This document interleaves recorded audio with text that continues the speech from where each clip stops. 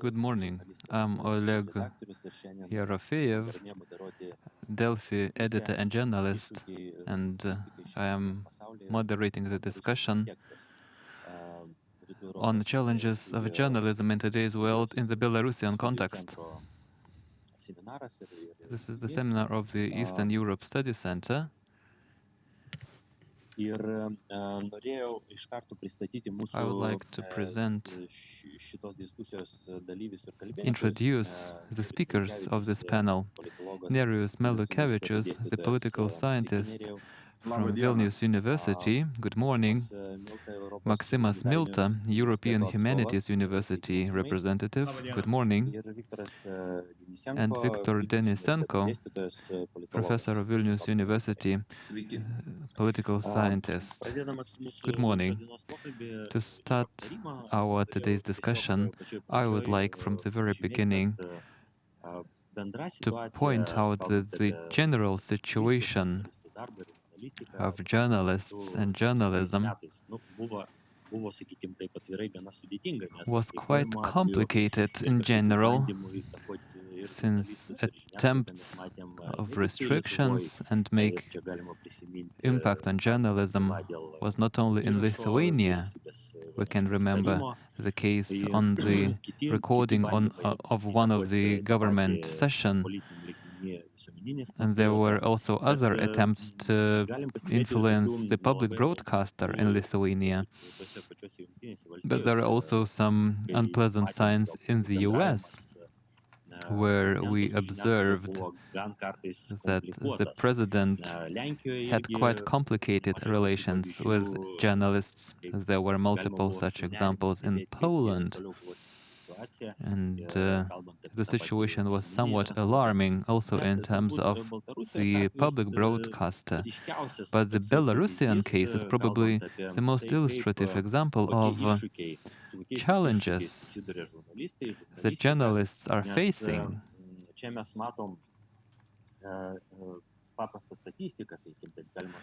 The statistics are simple, and we can start from it. Since 9th of August, 320 journalists detained, 9 journalists still behind the bars,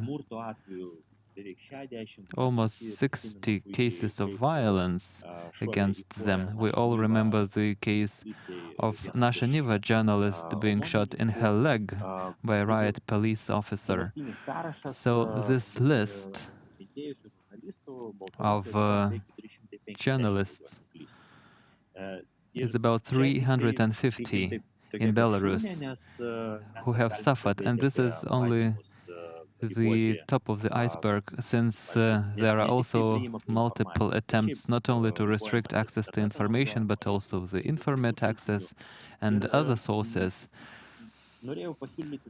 So I would like to suggest that we start from your primary ideas and primary insights on this topic.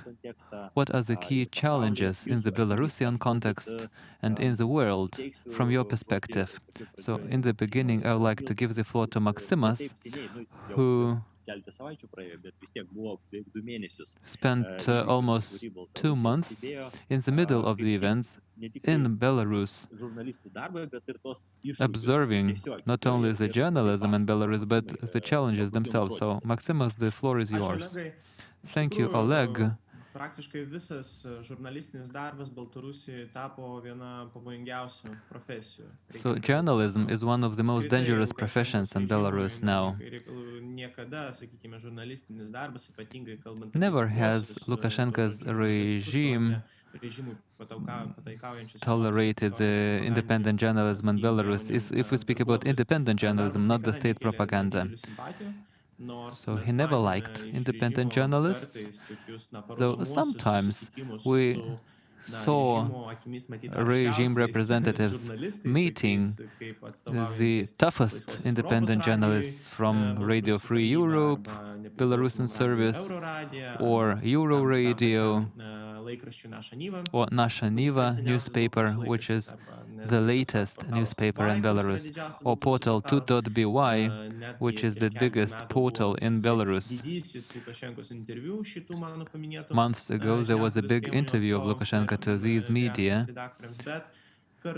However, restrictions on journalism didn't start on 9th of August. They existed before as well.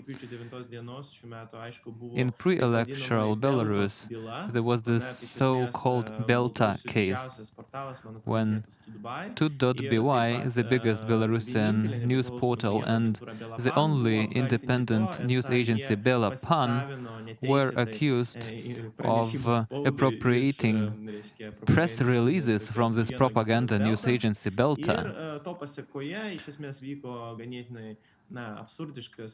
As a result, there was an absurd trial, in the end of which both 2.by and Belapan were announced criminals. But they were only fined. No one was arrested, and there was no criminal persecution, though the idea was to send a message to independent media.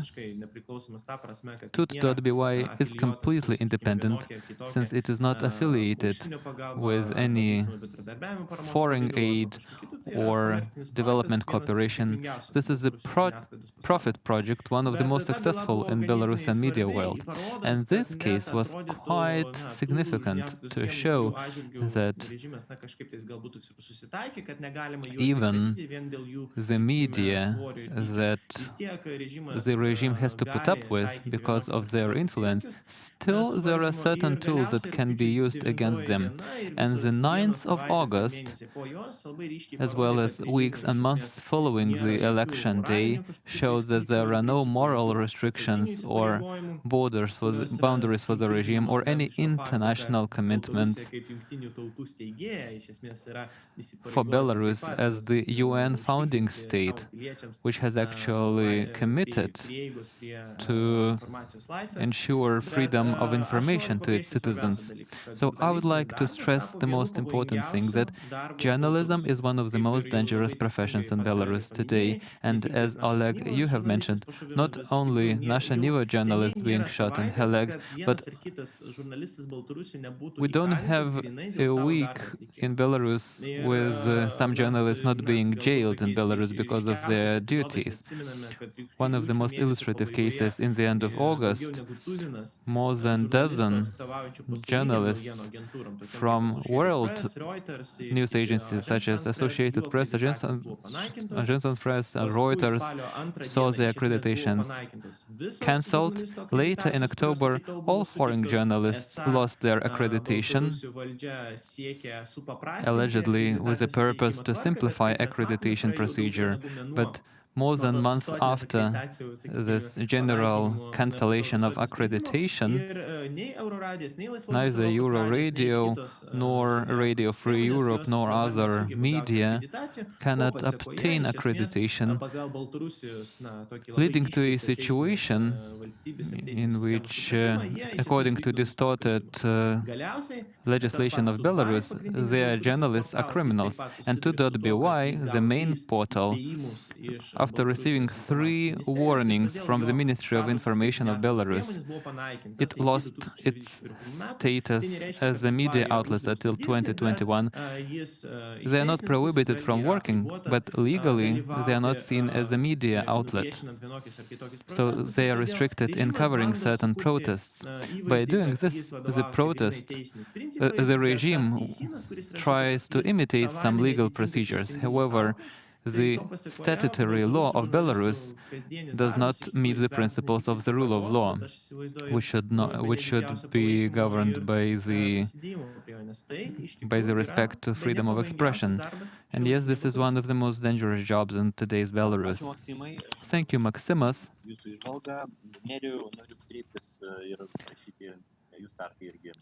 Nereus, I would like to ask you to present your introductory remarks and your insights on the situation in Belarus and other world countries. Thank you, Oleg. I would like to follow up on Maxima's point, and I would like to thank and praise the people fighting for journalism in the hotspot in Minsk and other cities of Belarus. Jie dabar, yra tos žurnalistikos, tikrosios žurnalistikos, gynėjai They are the ir tuose defenders of kraštuose, real kur šios journalism in these didžiuliai hotspots, iššūkiai jiems kyla. facing Aš huge norėčiau galbūt challenges. atkreipti dėmesį, kad tą, ką mes matom savo kaiminystėje, tai What yra we see in our neighboring state, autoritariniai režimai. these developments occur in authoritarian regimes on a regular basis. This is what authoritarianism is good in. And one of the key principles of authoritarian regimes, like those in Belarus, is to control the information space in the most effective way for them. Rather than developments of recent months, it is not only the consequence of protests in Belarus. Since the very beginning of Lukashenko's rule in Belarus or Putin's rule in Russia, have they established the vertical of power in the sphere of media, with an important role of state-owned media in these authoritarian regimes. From the perspective of communication science and communication practice, I'm really curious how a perfectly controlled information bubble has failed and how alternative discourses and alternative tools emerged thanks to efforts of journalists who communicate and deliver information about these protests. Noting the global processes, what Marshall McLuhan said, that the key, that medium is the message. So the contemporary media are the social media. So the Telegram channels in Belarus delivering visual information and messages. And this is a big failure of Lukashenko, that he has failed and still failing in controlling these tools, though we can see that they have a lot of means, such as physical coercion against journalists and also certain technological tools, such as attempts to lock down the internet, etc. However,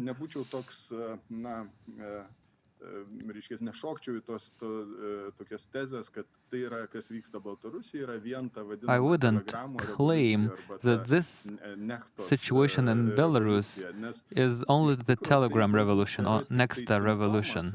This is actually only a symptom or a tool which empowers this protest and these communities. The role of these communities in Belarus is really very interesting. With Maximas, I have discussed how Telegram had been used in Belarus previously, with each neighborhood or big building in Minsk having its own Telegram channel that they used for sharing news and basic messages. And now, when political changes are occurring and protests are occurring, all these previously existing tools are also used for the political protest goals. So what I'm interested in is this link between the technology and this new generation and new people-to-people contacts that are being built during the protests, and how these tools empower the ongoing protests in Belarus. Thank you, Nereus, for your insights. Victor, now the floor is yours. From your perspective, what are your observations and conclusions? Thank you, Oleg. Both Maximas and Nereus have made many important points. We should really thank all the journalists, real journalists, something I would like to emphasize. The real journalists working in Belarus. We not only mean the professional journalists, but also the so-called civil journalism, whereas people assume responsibility and commitment to share information, including visual information. Because both professional journalists and good citizens, they conduct this important role. We can discuss, thanks to this, we can discuss developments in Belarus. Otherwise, we would never have found out about it. Bendrai apie žurnalistiką, apie žiniasklaidą ir tai, kokioje situacijoje ir kokioje padėtyje ji atsiranda. So this is an important point in terms of journalism and media today. As a teacher at communication faculty, working with journalism students, future journalists, on the first year, we always speak about the so-called index of press freedom. And very often, my students are shocked when I show that Lithuania is 28th in this rating, according to the newest rating. It's hard to say whether it's good or not, because Latvia and Estonia are above us, but the US is ranked 45th. As far as global processes are concerned, students are usually impressed that the US, a country that we are used to see as the banner of freedom, in this press freedom index is below Lithuania. Belarus is ranked 153rd out of 180 states. The fact that the authoritarian regimes and dictatorships try keeping media in check, and they try to replace journalism with their propaganda to present how good life in their countries is. It is nothing new. Not only today, we saw it also in 20th century, even in 19th century. So as we come back to the journalism, this is why real journalism is so crucial. And my last point of this introductory part, I would like to stress that Belarus today has both professional journalists and civil journalists.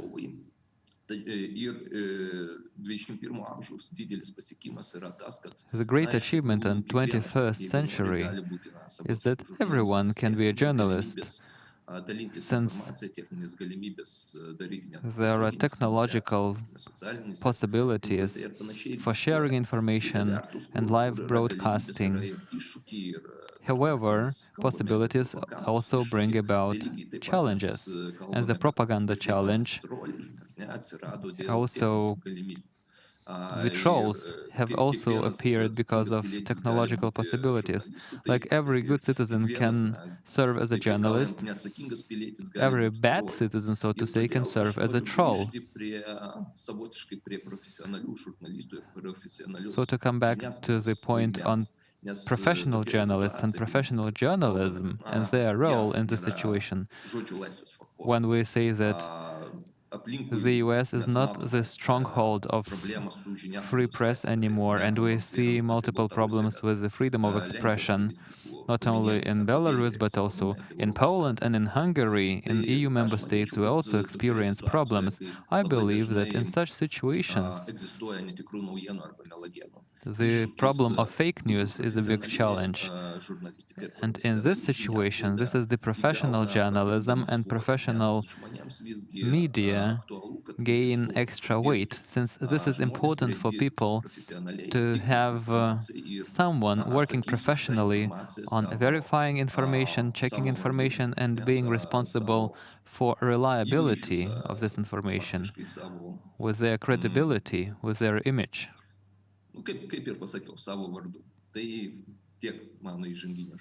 So this is the introductory speech from me. Thank you, Victor. This was a very good remark that you have made.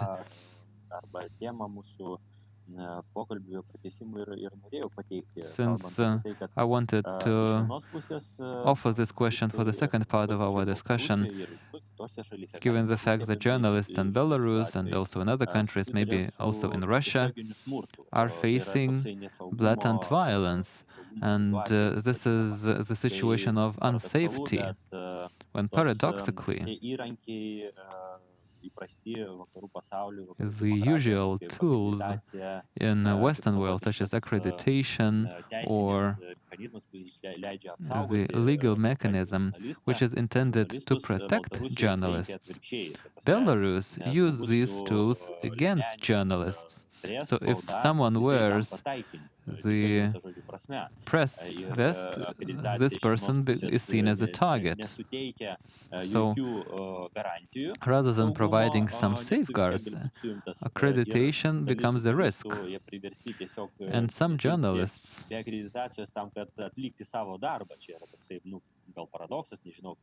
have to go under radar to stay in their profession. On the other hand, if a journalist is detained and they possess no accreditation, in the future this person will never be granted an accreditation, and they will be marginalized or maybe departed from the country if they are foreigners. Another thing and another point that you have made, for example, Nerijus mentioned the social media and the Telegram channel, with each neighborhood in Minsk having their Telegram group. This is what I also heard. And they used and still use these channels for exchanging information. However, who is responsible for collecting the contacts on the list of such channels? Are there some provokers on this list? Since we heard about this Nechta channel, and sometimes editors of Nechta channel had to apologize for posting false information, since they don't have time to verify information or process information. They were really short on time and they had to deliver it as soon as possible. And sometimes they spread not reliable information. So this is a question for our discussion. When we are short on time, since the situation is so dynamic, and you need to go after the news, and you also have to stay professional, and there are multiple factors, as there are many attempts to influence the situation from fake accounts or by spreading fake news. And one more thing, when the entire state media world plays on the side of the government, trying to isolate the independent press and to protect the society from real information, with an attempt to create one big bubble. So, Maximas, maybe again let's start our round. Well, first, I believe that what Nerijus mentioned, namely the appearance of new horizontal relationships, is a determining phenomenon explaining why Belarusians managed to continue their protests for the 89th day. Because protests are strong when they are rooted among people and horizontal, actually, which has been shown by Belarus. Well, at first, we heard that Belarusians had no leader, no single person as a focus of all the protests, but actually Lukashenko's tactics of basically exiling everybody having some social weight in Belarusian society beyond the borders of Belarus has not impacted the protests at all. And if we take this cross-sectional aspect and look at everything what's taking place in Belarus, we can see major transformation in journalism, in media as well.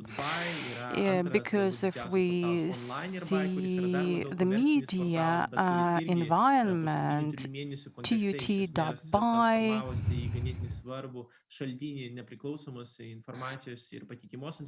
or other channels that previously were specialized in overviews of new vehicles and had nothing in common with the civic society, now they have refocused. However, on the other hand, there is one such case.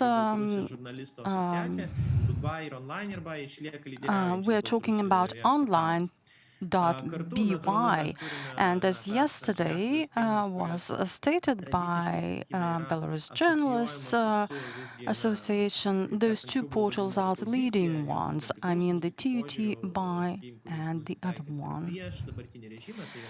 And on the other case, Radio Free Europe, Radio Nasha Niva, and other media outlets also come into play. And however, we see that the civil society has become a major influencing factor engaged in the field of the media. Some of them have become the so-called gonzo journalists, declaring their sympathies, I would say, for certain party. And this phenomenon is expressed in various ways. For example, local telegram groups tied to geographic locations, for example, bedroom, the so-called sleeping areas, and we can count more than 1,000 of them, and we can find them in the dz.chat. And every attempt to intrude into the spreading of independent information is answered by a response.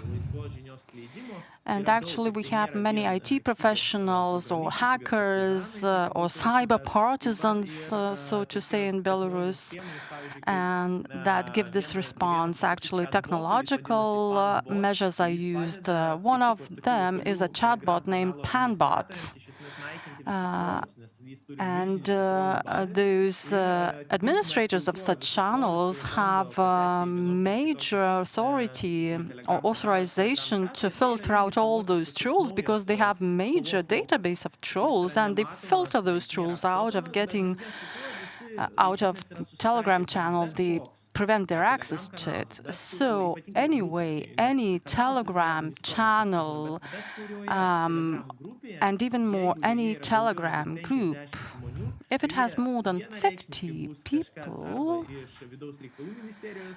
it would include either somebody from the Belarusian KGB or Belarusian Information Ministry. And And people are not really afraid of it. And you can see disclaimer of such big groups that if you really want to discuss something really sensitive, you shouldn't do it in such big groups. And those blogs, they contain and groups, Telegram groups related to them had 300, 400 people. And this communication manner allows very fast, I would say instant spreading of the information. On the other hand, every social group finds its own media dissemination channel, including Telegram.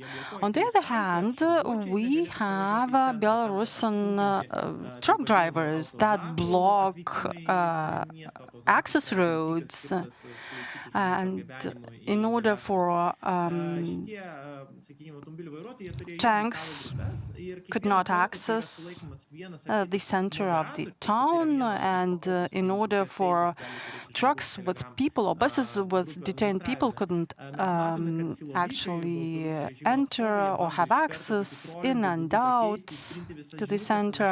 And we can see various trolls trying to change those Telegram messages spread out, but they are hunted, they are prevented. So actually, if you know what to do, if you have the authorization and responsibilities, then you can do a lot. And every time when we see that the fact that when various government special structures try to hack and close down some Telegram channel or Telegram group, it takes about 24 hours to recover its content. And people do their thing. I would say that the whole society cannot and should not become journalists instantly. But Mr. Martinovich, the chief editor of Nasha Niva, said that he exited from the imprisonment insulation facility with 20 telephone numbers to call families of other co-prisoners there in order to tell their families that those prisoners are okay.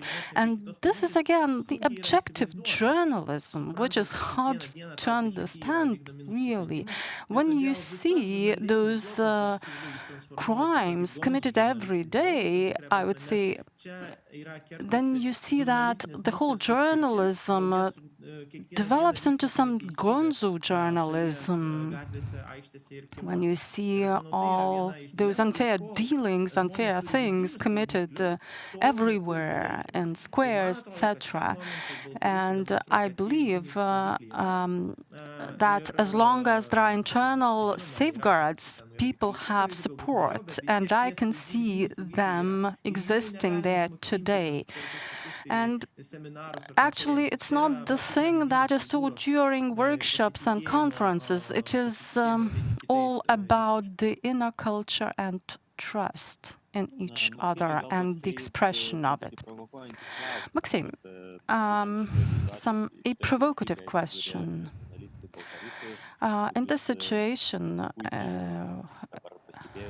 as you have noticed, right, in which Belarusian journalists have occurred, it's hard to actually do this without empathy, but the government, Belarusian government, takes those journalists as the protesters, as the other side, so to say, because they can really show what is really happening.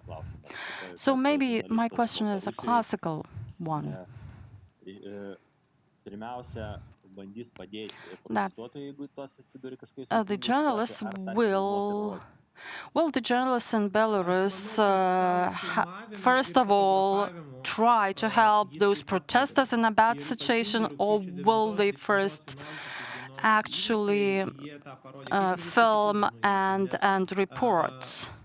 Well, I believe that by filming and reporting, they are helping out those people in bad situation, because August 9 to August 11 shows that, and the reports show that, first of all, regarding the first victim of the protests,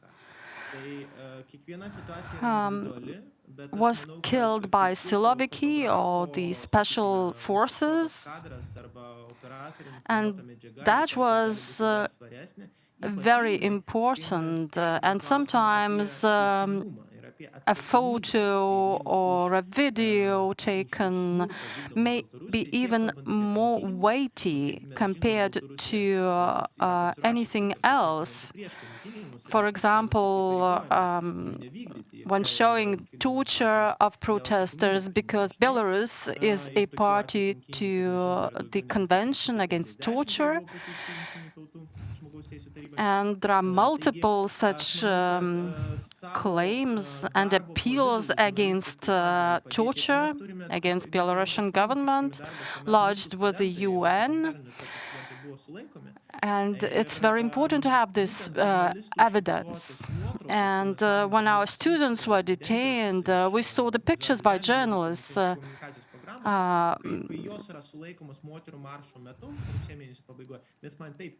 marching at the end of September. They were detained, and these were our students.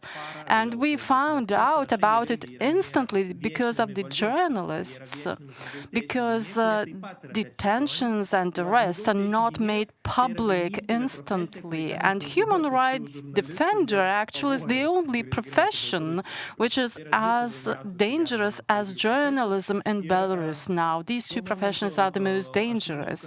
And actually we can find this information about arrests from human rights defenders and journalists. And I believe those two things do not contradict each other or rule out each other. And actually, Lukashenko used to say that Belarus has an ideology. We have the state-owned educational institutions. If they behave if they have anti-state behavior, we will take care of it. However, what was unexpected by all of us, namely that journalists and technical personnel quits government media outlets. And Nasha Niva yesterday posted that 300 people who had jobs with the government media left their jobs. And this is another breakthrough point. For example, Zvezda, another media outlet, noted that 100 technical work employees and the editor-in-chief quit their jobs. That is why Russia Today came over to help out, and therefore we see more Russia Today manner in their posts. We shouldn't forget other metamorphoses taking place. We can see in this context, and we can see that people are moving out of the government media. Thank you, Maxima. There are projects that enable to share information, but also to structure information and deliver this information, since there are these testimonials being accumulated and structured, and there is a kind of documentation project that in the future it will be useful to have for human rights defenders who can represent their interests in cases and to defend the public interest.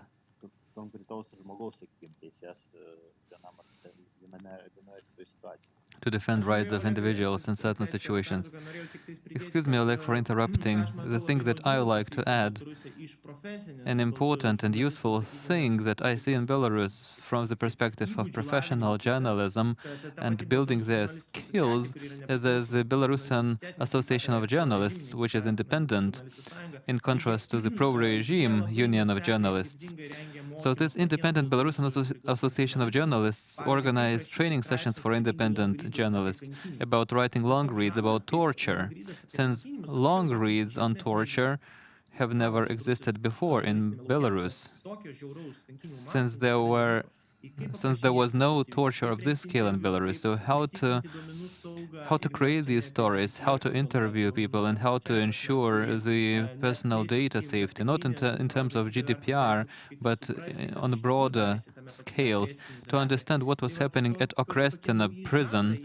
So these new genres have also arrived all of a sudden to Belarusian journalism, and this is a challenge offered by this dynamic environment. And despite huge fatigue, journalists also build new skills and new abilities in describing the reality. Thank you, Maximas.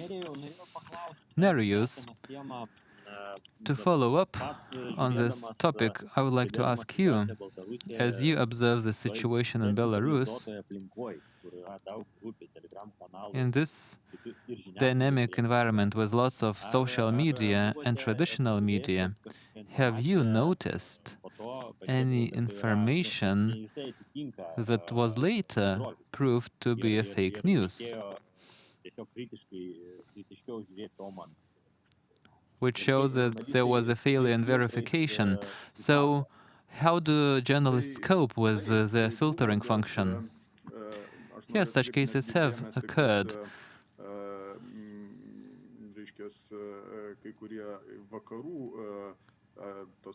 Actually, some OSINT organization, open source intelligence organizations in the West, also outlined some mistakes. However, I think that this is because of positive willingness and readiness to correct mistakes. Since the key resource that Lukashenko's media don't have, but what independent media have, is the trust. Trust of the audience, trust of the public.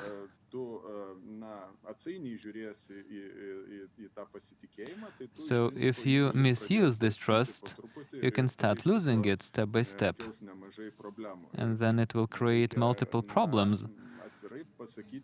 So it's normal for journalists to openly admit their mistakes. Since Euromaidan times in Ukraine, where they had many important media projects sharing information, in some situations they made some mistakes or they had over-ideologized narratives, and this is very important to correct such mistakes.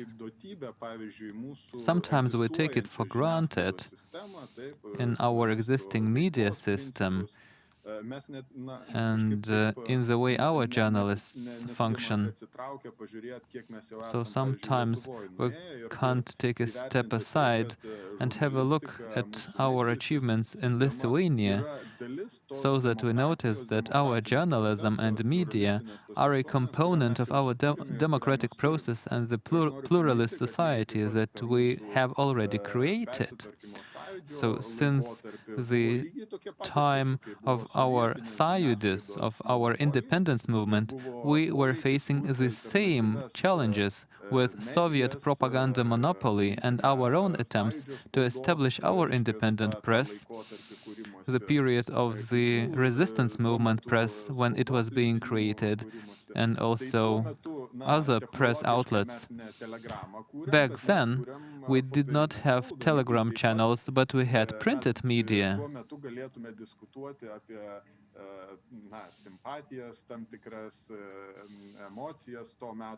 And of course, there were multiple emotions and likes and dislikes in our independent media, but this was a process of establishing independent journalism. And this is the evolution in Belarus. So far, it's far from clear how the situation will unfold there, but if it evolves positively towards the democratic system, in the same time, there are new media emerging, and tokia, the new kuri, media kuri system vertina being žurnalistiką established, ir panašiai. Tuo which tarpu values aš real noriu atkreipti journalism. dėmesį, kad At the reikia same taip time, pat I would like to outline įvertinti, kad dabartinė Lukašenkos that žiniasklaidos the sistema current tikrai media system of eižėja, jeigu Lukashenko nebyra. is Tai degrading tikrai or byra. actually Pavyzdžiai, eroding, kuomet ir Maksimo minėti, with the kuomet examples išėjo iš provided by Maximus, valstybinių televizijų darbuotojai, when galima čia įvairiai žiūrėti, many ar employees didelis jų kiekis, left ar dar mažas jų their kiekis, bet tai jobs at yra jau state television savotiškas and state simptomas. media, Simptomas taip pat yra fewer or more tas of them, this Lukašenkos is a poreikis symptom. pasikviesti And the fact that Lukashenko had to invite propaganda professionals from Russia Today and other channels to reconsolidate his state television, this is a clear example and a clear indication of this tectonic shift happening in Belarus. We understand that the Western journalism can't immediately emerge in this society which is fighting for its rights, for its fundamental rights, for its electoral rights, confronting the coercion mechanisms applied by Lukashenko's regime. Another aspect that I would like to point out, as we are discussing the journalism here, there are certain hybrid forms of journalism, but what is really outstanding in today's Belarusian independent alternative media space is the creativity. Something that stuck in my mind particularly was that the Belarusian protest is the so-called water protest. Their slogan was, "Be like water." Lukashenko trying to decapitate the protest, trying to arrest leaders, but there are no clear leaders, and this is done on purpose. If they try to apply violence, then women go to the streets to demonstrate defiance to this violence.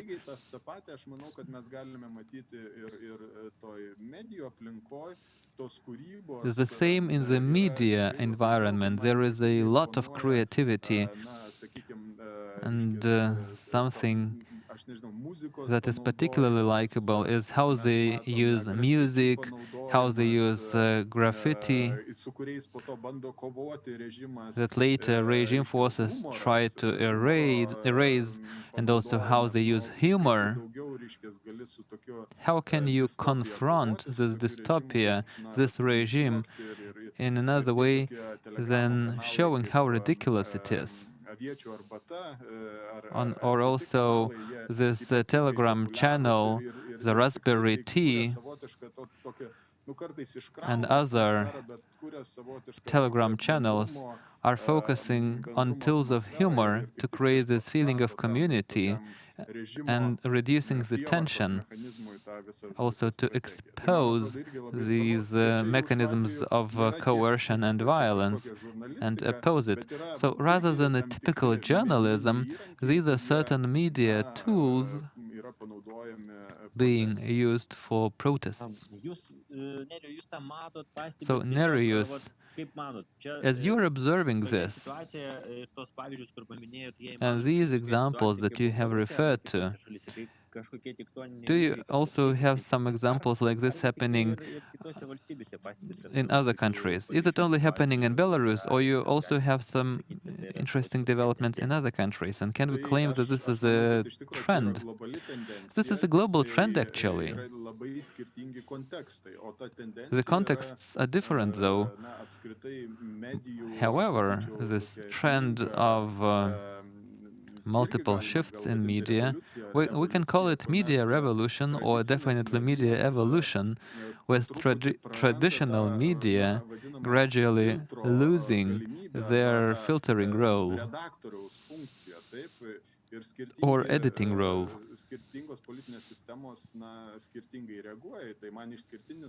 Political systems react differently to it. The phenomenon of Trump is outstanding in the US. Politically, it's uncomparable. However, in terms of media evolution, there are very interesting parallels. The fact that Trump, even when he was still a candidate, realized that he has no sufficient access to this mainstream media. He found out Twitter. He discovered Twitter, which became his own personal channel of communication to his voters. And there is no gatekeeper to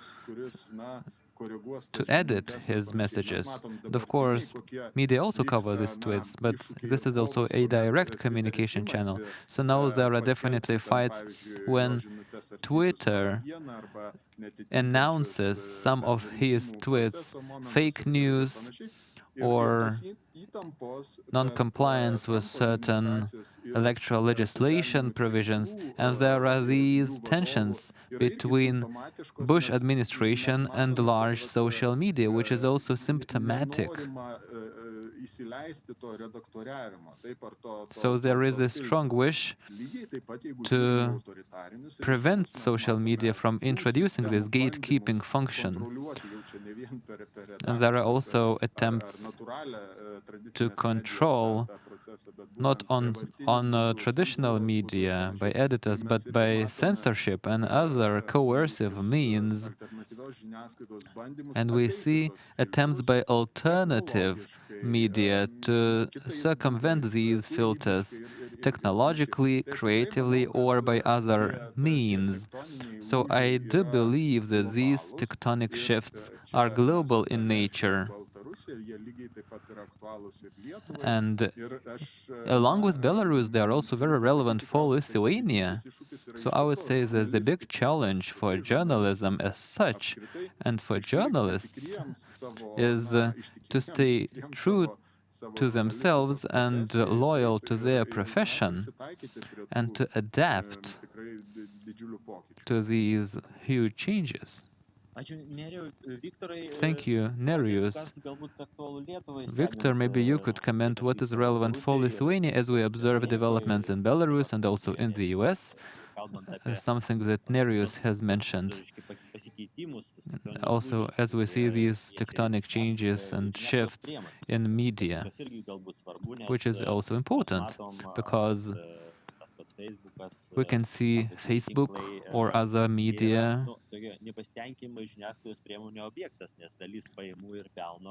demonstrating the social media are not liked by traditional media because media lose income because of social media.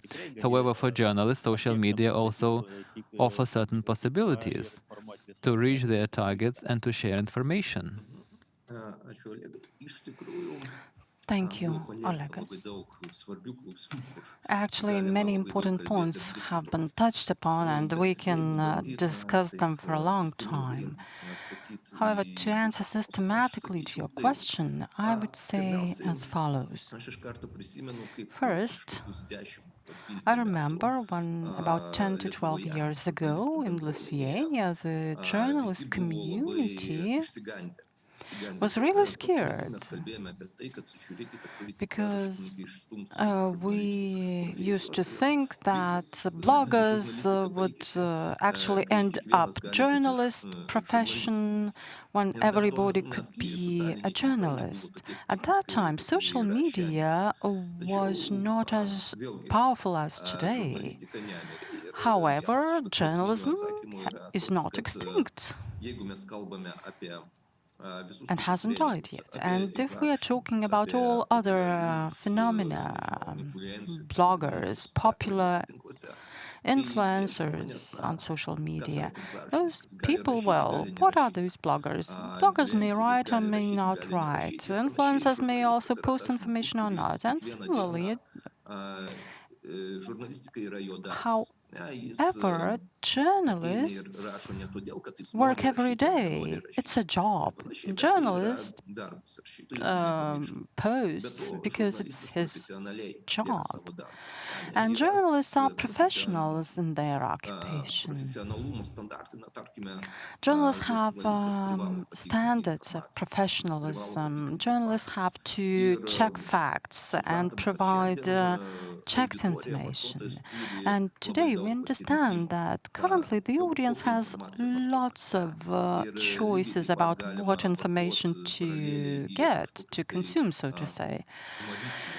In parallel, we can see some humor accounts where information is provided in a humoristic manner. Next to them, we can see some serious or classical journalistic accounts and presentation of information with verified facts and true information. And I see no contradiction here. It's okay if a person checks out humoristic accounts and afterwards checks out professional journalistic information. However, the major challenge mentioned both by Maximas and Nereus is, I would say, as follows. Maybe the rethinking or time to rethink the standards of journalism. And this topic has been already voiced. Because we say, okay, if Lukashenko's OMON or right police are pressing their own people, should we, based on the Western journalistic standards, provide both the position of both sides of the barricades? For example, that Oman protects ordinary citizens against nationalists, etc. We remember that narrative dating back to the year 1990, 1991, the January events in Lithuania. This is a problem, really, and we discuss it to a major extent with journalism students, because as an instructor, it's easy for me to say that we have a standard of journalism. If we have a conflict situation, both sides of the barricades have to be objectively disclosed. And it's very important to disclose both positions, and doing that leads to objectivity, sorry. However, we see, for example, in Belarus case or in Russia case, when Putin openly lies that in 2015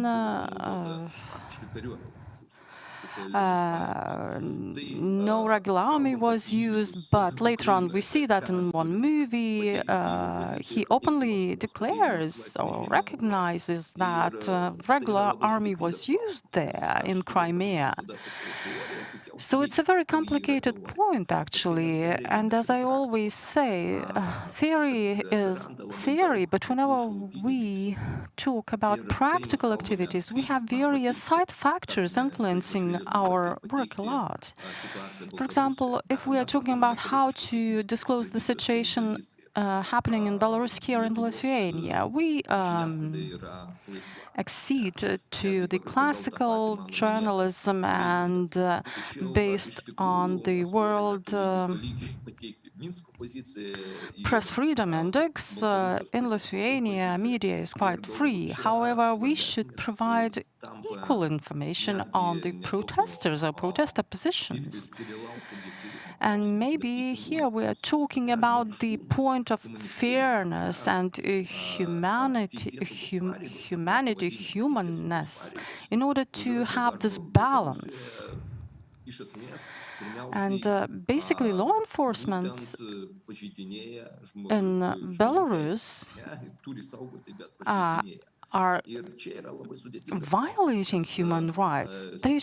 Law enforcement should protect human rights, but they're behaving just the opposite, and maybe disclosing the other side of the barricades is more important now. Here we have a conflict situation. We need to look for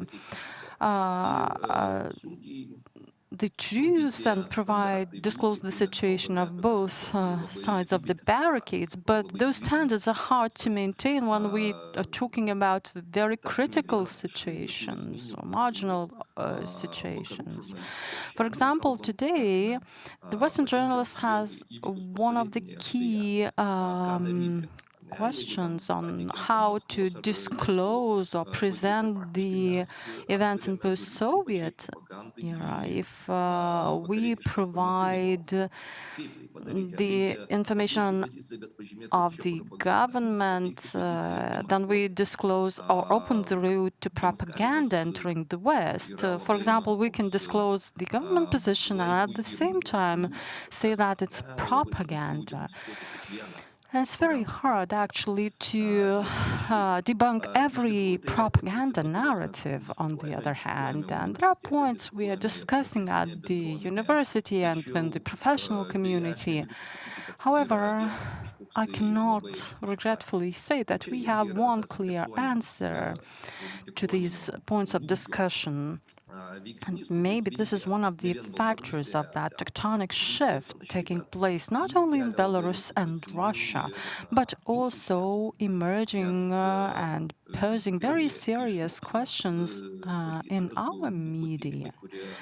From the scientific viewpoint, there was research showing that whenever we're talking about the Crimean events and the events, the war between Russia and Georgia in 2008, then, according to the Western standards, Lithuanian media was not objective because either Kiev or Tbilisi were supported by the media. However, on the other hand, should have it been done any other way? This is a rhetorical question I'm finishing my statement with.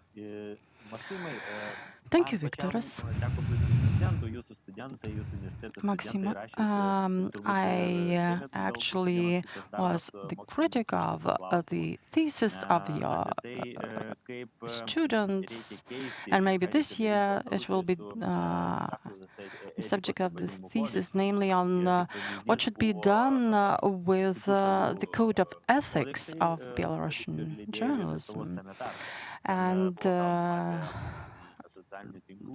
that code of ethics was compared to Lithuanian and other codes of ethics, and social media was compared with, and there were cases mentioned when a journalist has a social media account, and when posting there, is the journalist still a journalist, and should the same standards be applicable to these posts, etc. And going back to Belarus, where we have two journalist unions, the independent one and the government-controlled media one. And what Victor has said about the standards, what do you think, what could be the follow-up discussion, and what should be changed in Belarus, our country, and maybe other countries? The answer. Talking about this so-called official journalist union, they are regime supporters, I would say. They are not even the government-controlled ones. But so in this case, the same situation is applicable both to media and other professions and occupations, where we have two associations. One of them is directly related to the regime. For example, the writers' union. There are two writers' unions in Belarus. The most famous, for example, Svetlana Alexievich, the Nobel Prize winner, and other ones are in the independent union. However, the regime union is chaired by the former Sergei Gadukevich, which was one of the party leaders and was the speaker of the parliament there. And the same is applicable to the trade unions, etc. In this case, journalists demonstrate that On the one hand, something that may look like splits or gap in the society. On the other hand, people who are in the pro-government unions don't join those unions at their own will. They usually are part of the top of the government administrative chain or system chain, or they are made, they have no other way out if they want to make professional career. So in terms of ethics, in the current situation, we don't have clear, let's say, situations when these points would arise. When we have more than 300 journalist cases that have suffered because of the regime, and 9 are still imprisoned. These things are taking place every day, and it's not a topical point anymore. And the dynamics of current events allows us to think that it's only a matter of time when the time comes when Belarus will ensure what they are demanding on the streets and in squares every day. And then the time will come for other points. And the point related to one of the most famous persons in Belarus, Viktor Prokopin, a famous person in the IT world. And as it happens with richer people, he was imprisoned, then he was released after sort of buying out their freedom, and he was released from the imprisonment. And he started working with the developer of the legal basis of a Belarusian blockchain system. And at the same time, it was mentioned by all the media, independent media, even TUT.by, stating that Mr.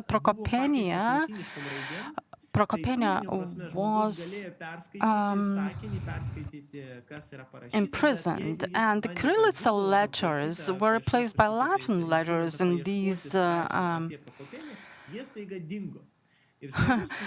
media posts. And when a person started Googling Mr. Prokopenia, a millionaire who managed to push through a certain law in order to make it so much advanced and progressive in the blockchain area, well, Google wouldn't give such results because Latin and Cyrillica letters were swapped, and that's a very nasty way to, so to say, correct the truth.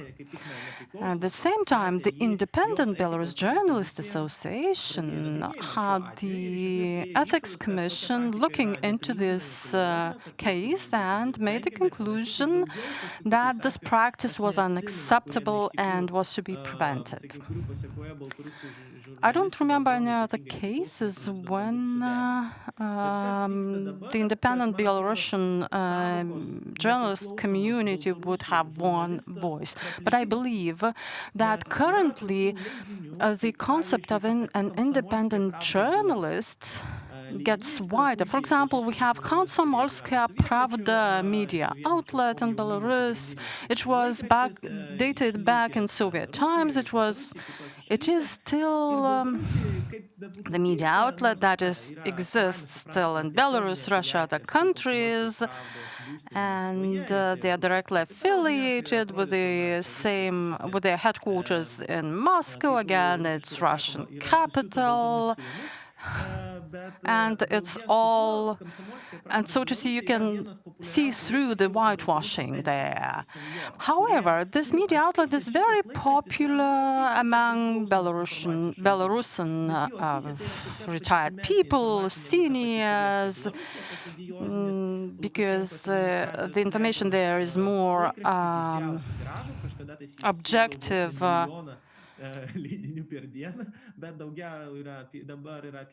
Compared to Sovietskaya Belarus, audios posts, however, it's dating back to the Soviet Komsomol party. During the last meeting, were more than 200,000, some say even 400,000 people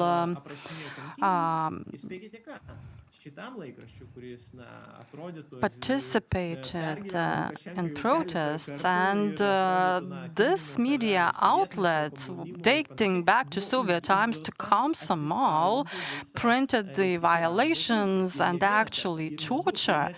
They were banned from printing out their paper, not once, not twice, but 3 times. And again, it wasn't related to any fake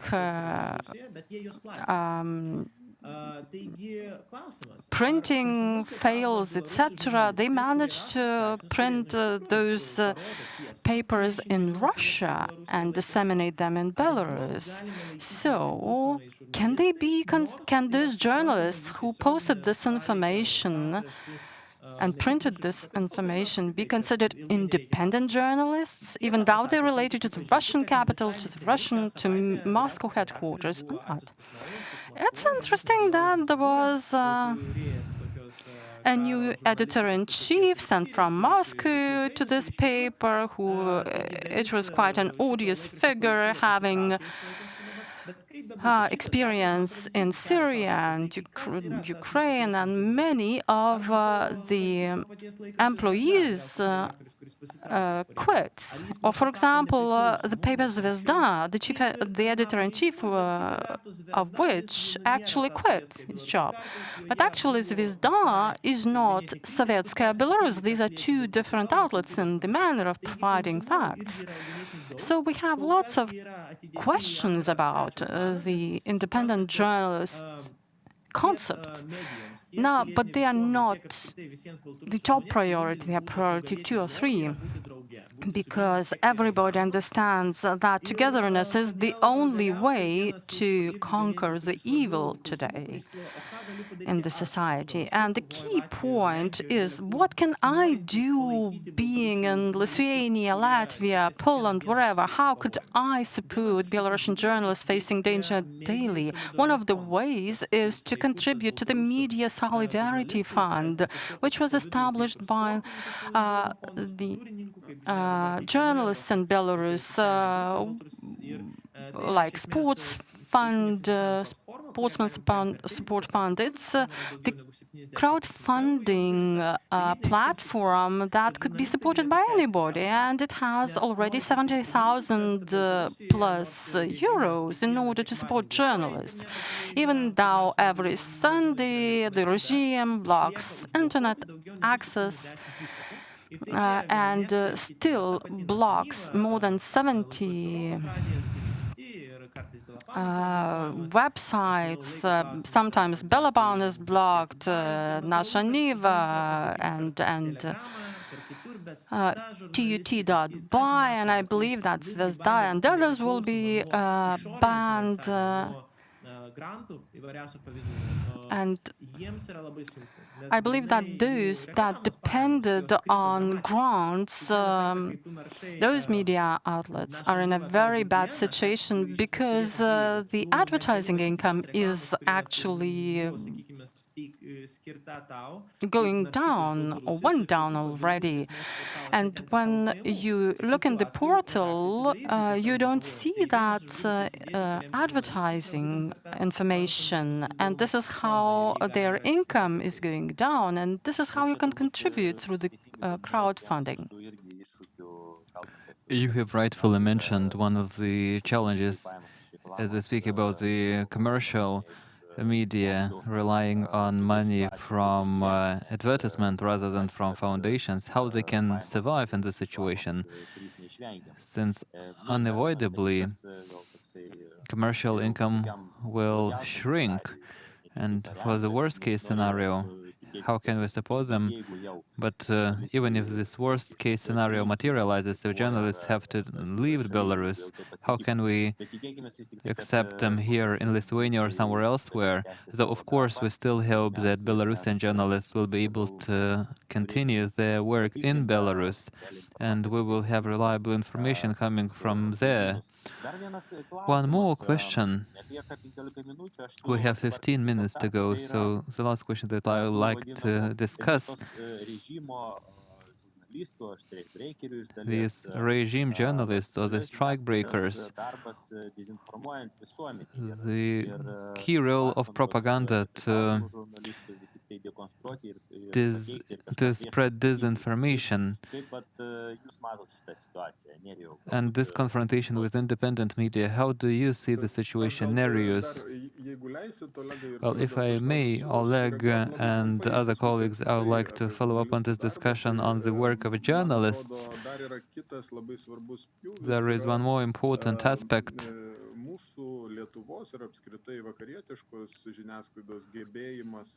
The ability of Lithuanian media and Western press in general to comprehend the developments in Belarus and to spread news about it. Victor has mentioned this dilemma between the way the regime presents the information and verifying this information. Usually there is a very practical challenge. As people say, journalist is as good as his or her sources are. So when we have to verify information, it's very important to address this practical question whether there are sources available for our media that we can contact in Minsk or elsewhere in Belarus. Maximus fulfilled this function for a while as he was staying in Minsk when he was communicating to Lithuanian media and other Western media, and we saw some television channels having agreements with freelancers in Belarus telling their stories from inside the country. And this is a very practical thing that enables us to be better in spreading the news. In addition, there is another dilemma, is about presenting both opinions or even more opinions, the conflicting opinions.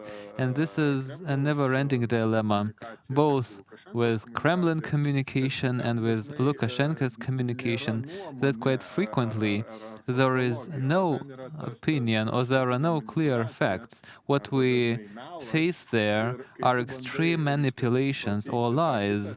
So when you try to present their opinion, this is actually wrong to believe. The truth is somewhere in the middle.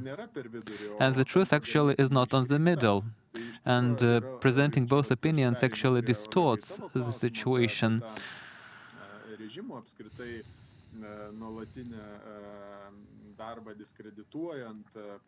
So the regime's work to discredit the protesters, and we can remember the labels and the words that they use to describe them, claiming that these are drug addicts, or saying that there are only dozens of them, or claiming that these are parasites.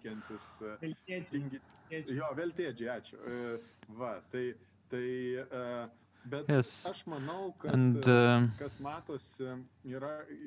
what is visible, what is apparent, is that there is this huge tension in the regime, even if in its attempts to use some creative methods to discredit these protesters. And this tension is created by propaganda's loss. in this information field because of the violence and coercion used in the first days after the elections. And you probably remember the riot police and other coercion structures in Belarus are labeled as Nazi or fascists.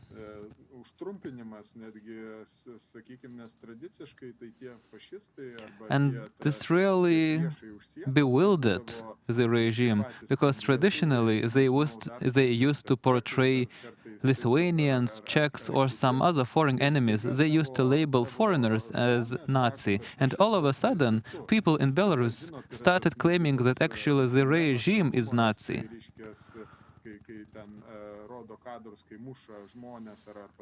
And when we see this footing with riot police beating up people, and there are those captions, "You are the Nazi," and this is actually their defeat in the propaganda front, which does not mean that they stopped these attempts to sell their propaganda, and they stick to their traditional narrative, and they still work on their television channels trying to appeal to their traditional audiences that trust Lukashenko, maybe senior citizens in Belarus.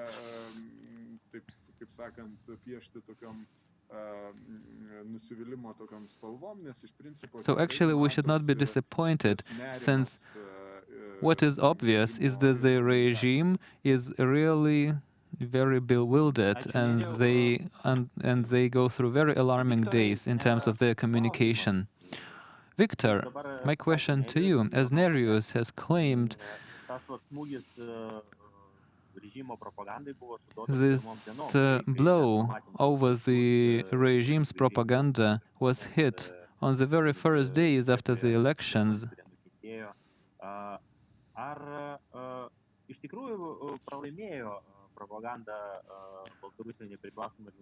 So has the Belarusian propaganda really lost its fight to independent journalism?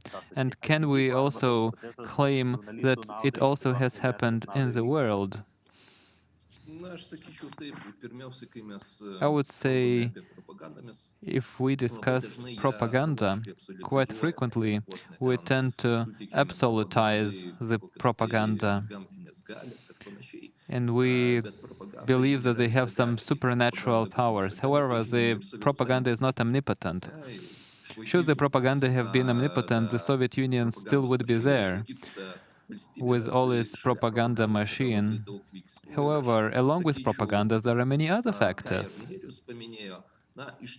And what Nereus said, I can follow up on it absolutely, is that propaganda is effective as long as the reality is not obviously in conflict with it. And what is happening in Belarus? The people who used to believe the state propaganda, maybe some of them believed that the protests are funded from abroad, from Lithuania, Poland, or the US, whatnot.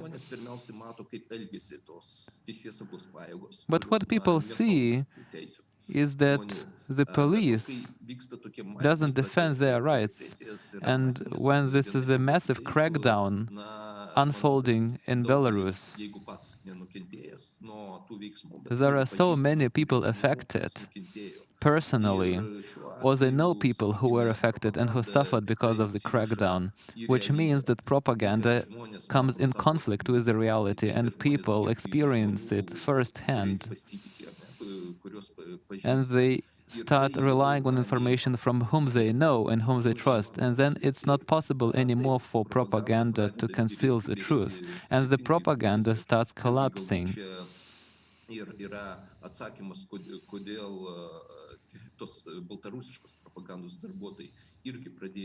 And this is also an answer to the question why the Belarusian propaganda journalists started quitting jobs, because it's not possible to lie when you see riot police beating up people under your windows.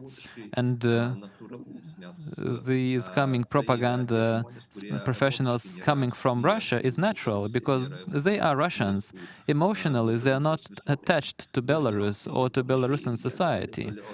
And they can just fulfill this duty Kita vertus, cynically. vėlgi, propaganda, ji gali būti paveiki, ji kelia Propaganda can be pavojų, appealing, ji and propaganda kelia is didelius dangerous. iššūkius, This is a bet huge ji challenge. nėra absoliuti. However, propaganda is not Kaip mes matome, omnipotent. tektoniniai lūžiai vyksta And these visur tectonic shifts are happening pasaulyje, everywhere vyksta around the world. permainos, revoliucijos, We kaip see Gruzijos, changes, Vilnius revolutions occurring ir around the panašiai, world, such as kas the one parodo, in jog Kyrgyzstan recently, informacija yra labai which shows that svarbi, information bet is critical. yra labai daug veiksnių, However, there are multiple nuo kurių factors priklauso galutinis rezultatas. that Ir determine the final result. propaganda, vėlgi, propaganda, And again, kaip yra sakoma, valstybė yra as we say, praradusi monopolį informaciją. the Čia yra government, visur. the state, has lost the Demokratinės information valstybės, monopoly. autoritarinės valstybės, kai This is ateina universal. savo prarastas In the monopolis age of informacijai. internet, Ir authoritarian žiniasklaida states nėra have lost their vienintelis monopoly over tarpininkas, information, nėra vienintelis with kanalas media gauti not informaciją. serving anymore as the Atitinkamai, only jeigu filter and the pačios only autoritarinės intermediary. valstybės efektyviai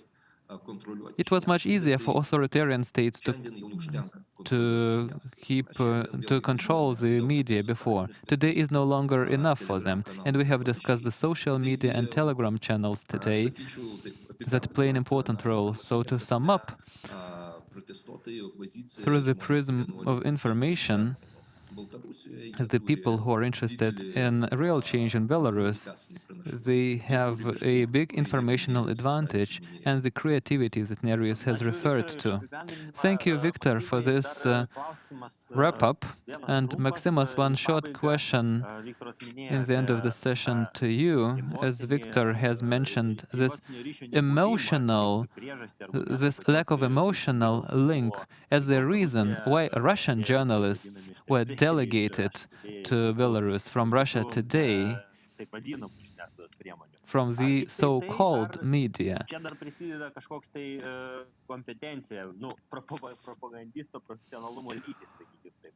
So can we speak that propaganda people also need to be professional in producing propaganda? So maybe this is why they invited Russians, believing that Russians are better in it. Well, maybe these are all factors that are important. So before the 9th of August, I wouldn't say that Belarusian propaganda was very sophisticated. By far not. Of course, there were some attempts to introduce certain news on social media, especially STV, which is the third biggest state television channel. They would upload their news programs on YouTube. So I don't know who actually watches this news. Maybe only political analysts interested in the Belarusian situation.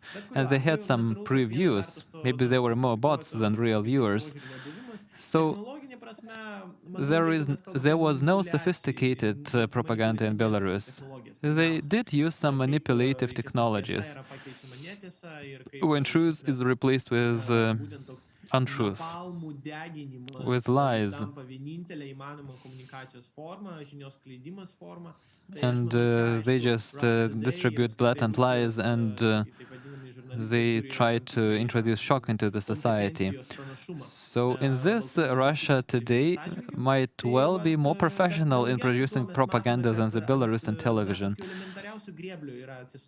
However, they keep repeating the same mistake every time. But they keep using the word Belarusia, which is a very typical mistake. This is a very typical example of recognizing Russian propaganda person, because this is the only country which still calls Belarus Belarusia. This is as if they would refer to Lithuania as Lithuanian Soviet Socialist Republic. And when Russia Today professionals were delegated to Minsk, Simonian, which is Russia Today editor-in-chief, they deny it, but Lukashenko admitted that there were Russia Today professionals working in Minsk, and these were the alarm clocks for the Belarusian society. But what Nerijus said, it's really important that this Nazi narrative is very important, since this was used for years by Lukashenko. He used to refer to the Second World War or the Great Patriotic War. And this myth of opposing Nazi, this is what he relied on for years. And as a symbol, it became very important. It was a huge surprise for the regime when people started labeling riot police as Nazi.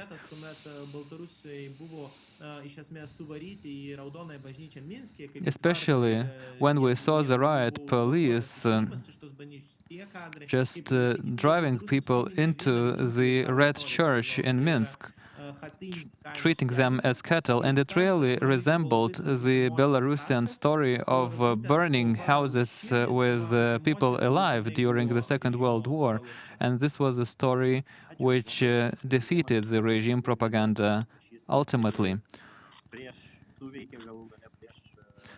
So I think it's good that this Nazi narrative started working against Lukashenko himself, and this was really an unexpected blow to him.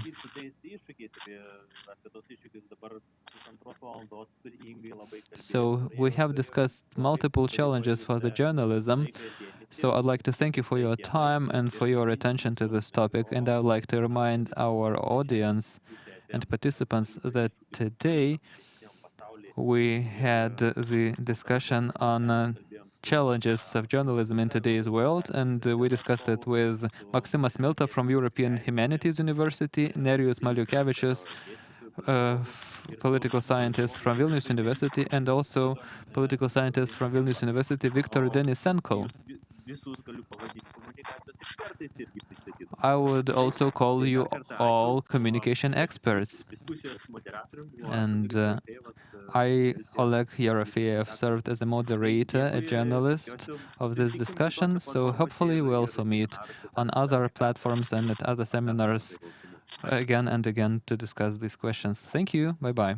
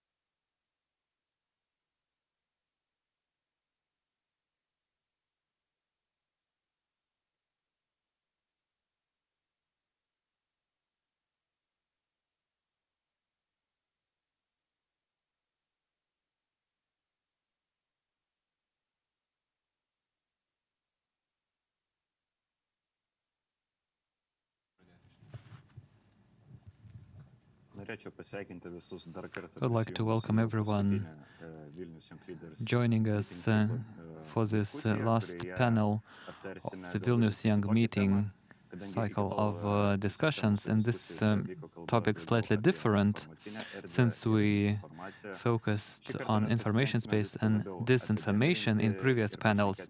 This one will focus on summing up the previous points and somewhat broader perspective, including geopolitical processes covering both Lithuania, Belarus, and also the rest of the region and maybe even the world. So before starting our last discussion, I would like to present speakers of this panel. First of all, this is Tomas Janeliūnas from Vilnius University, the Institute of International Relations and Political Science. Also, Tomas Čeponis from the Strategic Communication Department of the Lithuanian Military, and Lina Skerstonaitė from the Ministry of Foreign Affairs of Lithuania, Department of Eastern Neighborhood. So, as I have mentioned, this discussion is somewhat broader in scope. Before proceeding to the discussion and giving the questions, I would like to offer our speakers to present their speaking points briefly and also to define the realm of our discussion. Primarily, we will focus on the civil society, which is acting in Belarus, and we will speak about capacity of civil society in Belarus to implement changes, as well as in other countries as well. Also about the Lithuanian role in these processes. We will also include the geopolitical strategies of Lithuania and Russia towards Belarus and other Eastern Partnership countries, and also other security, economic, and civil society aspects. So, in the beginning, I would like to ask to introduce to speak with the introductory remarks. Tomas Janeliūnas, thank you, Andres, for your introduction, dear colleagues. Nice to see you all. I would like to start with my introductory remark by answering the question as it was phrased in the discussion of this afternoon about the changes in Lithuanian society and politics because of the civil society protests in Belarus.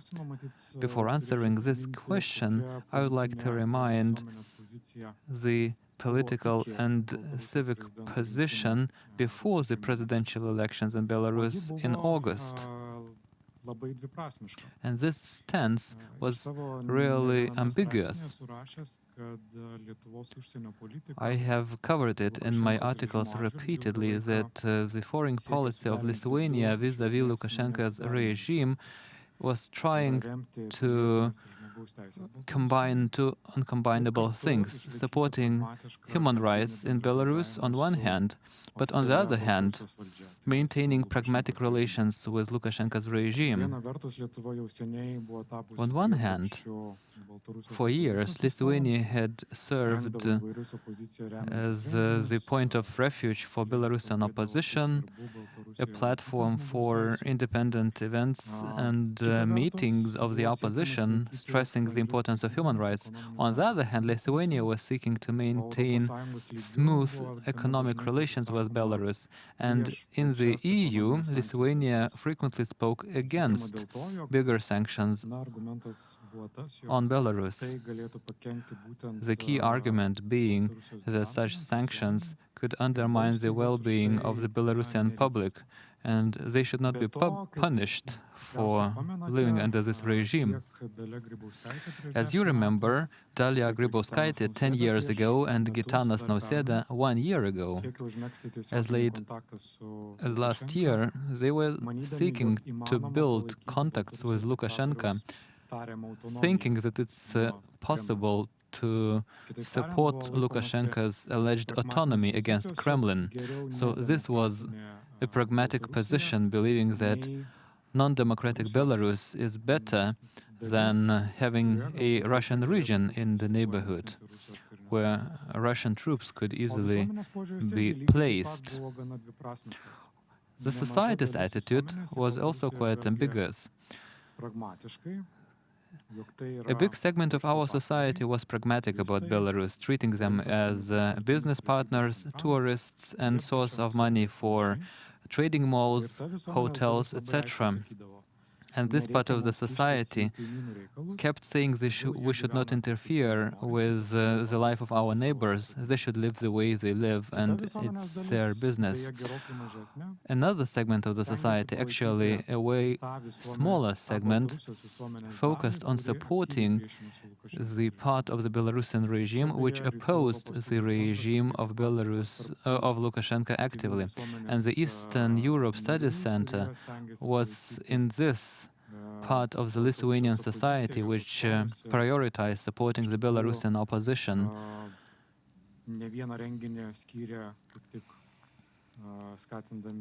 holding multiple events and discussions on situation in Belarus.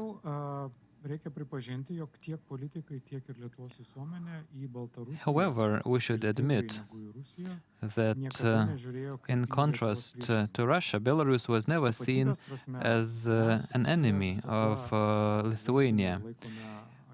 Our identity sees Russia as a kind of enemy, while Belarus was used to seen as a hostage kept by the enemy.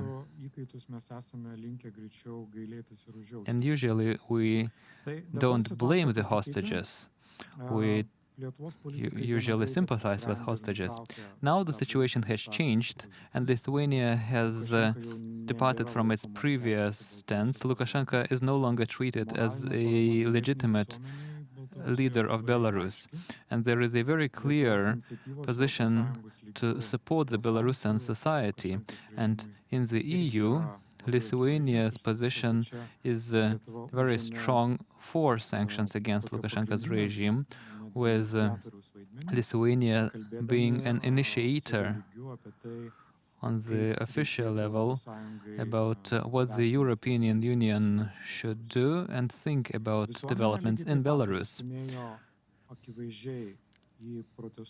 The society is also very sympathetic with the protesters, and this new Baltic Way in August, when on very short notice dozens of thousands Lithuanian citizens lined up to support the Belarusian civil society, obviously demonstrates this change and the support of the society. The current attitude towards Belarus is the one towards hostage, but not hostage of Russia, but the hostage of Lukashenko's regime. Currently, Lithuania really supports the protesters and feels a great deal of empathy. And I'm sure that these protests in Belarus strongly changed the understanding of Lithuanians, especially those who are not very interested.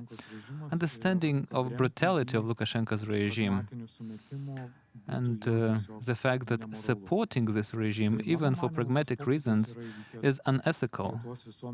And this attitude is obviously consolidated in the Lithuanian society by now, which is also represented at the political level with much stronger position.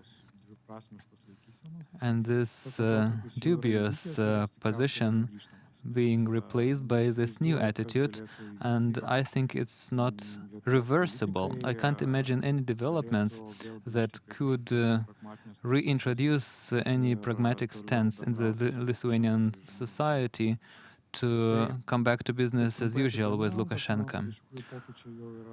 So the change has happened. This change is irreversible and quite clear.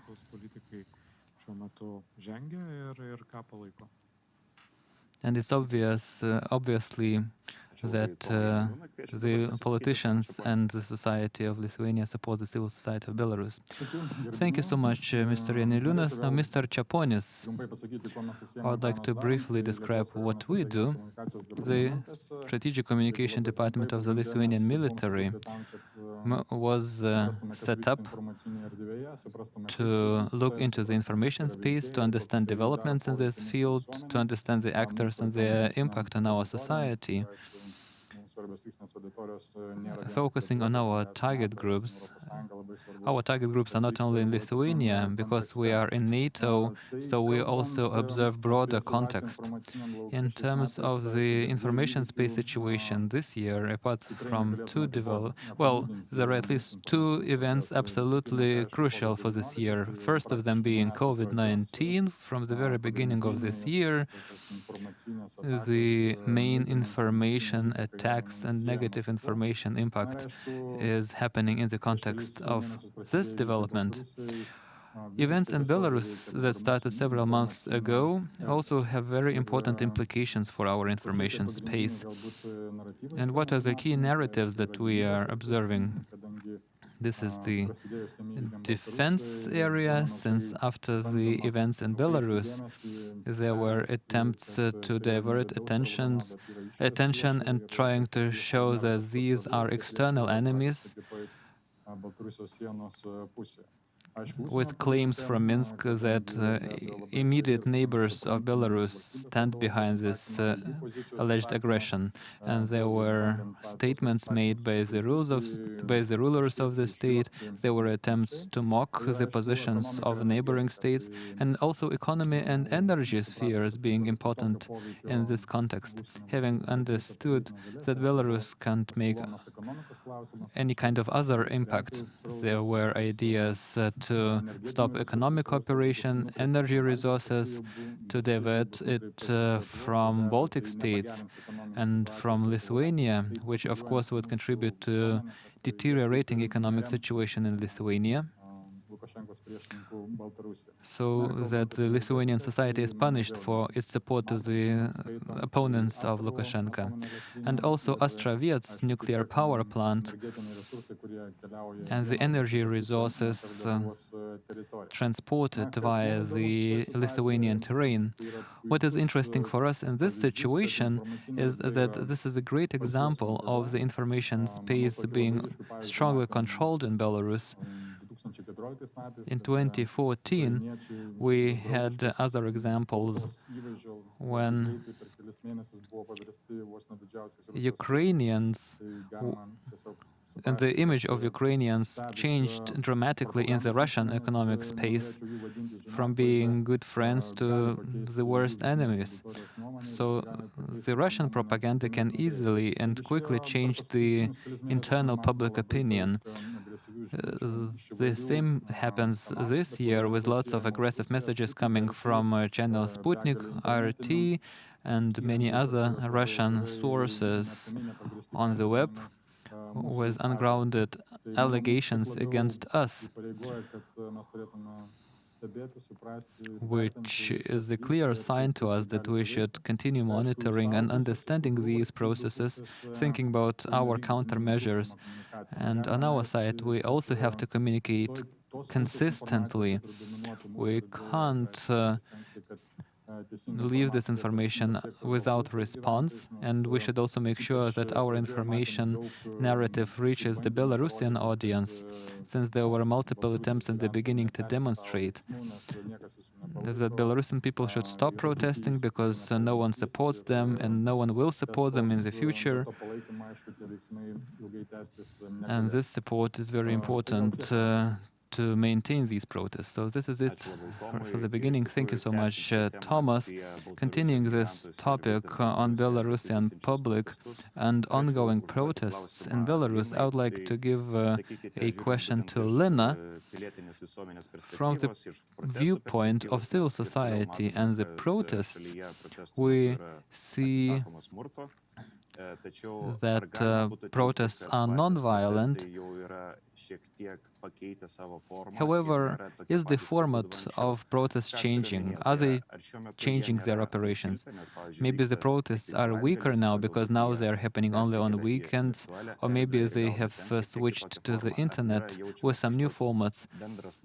So maybe there is a certain fatigue in the country, which is natural given the fact that they started 3 months ago and the result is not achieved since then. Good afternoon, everyone. Thank you, Andres, for your question.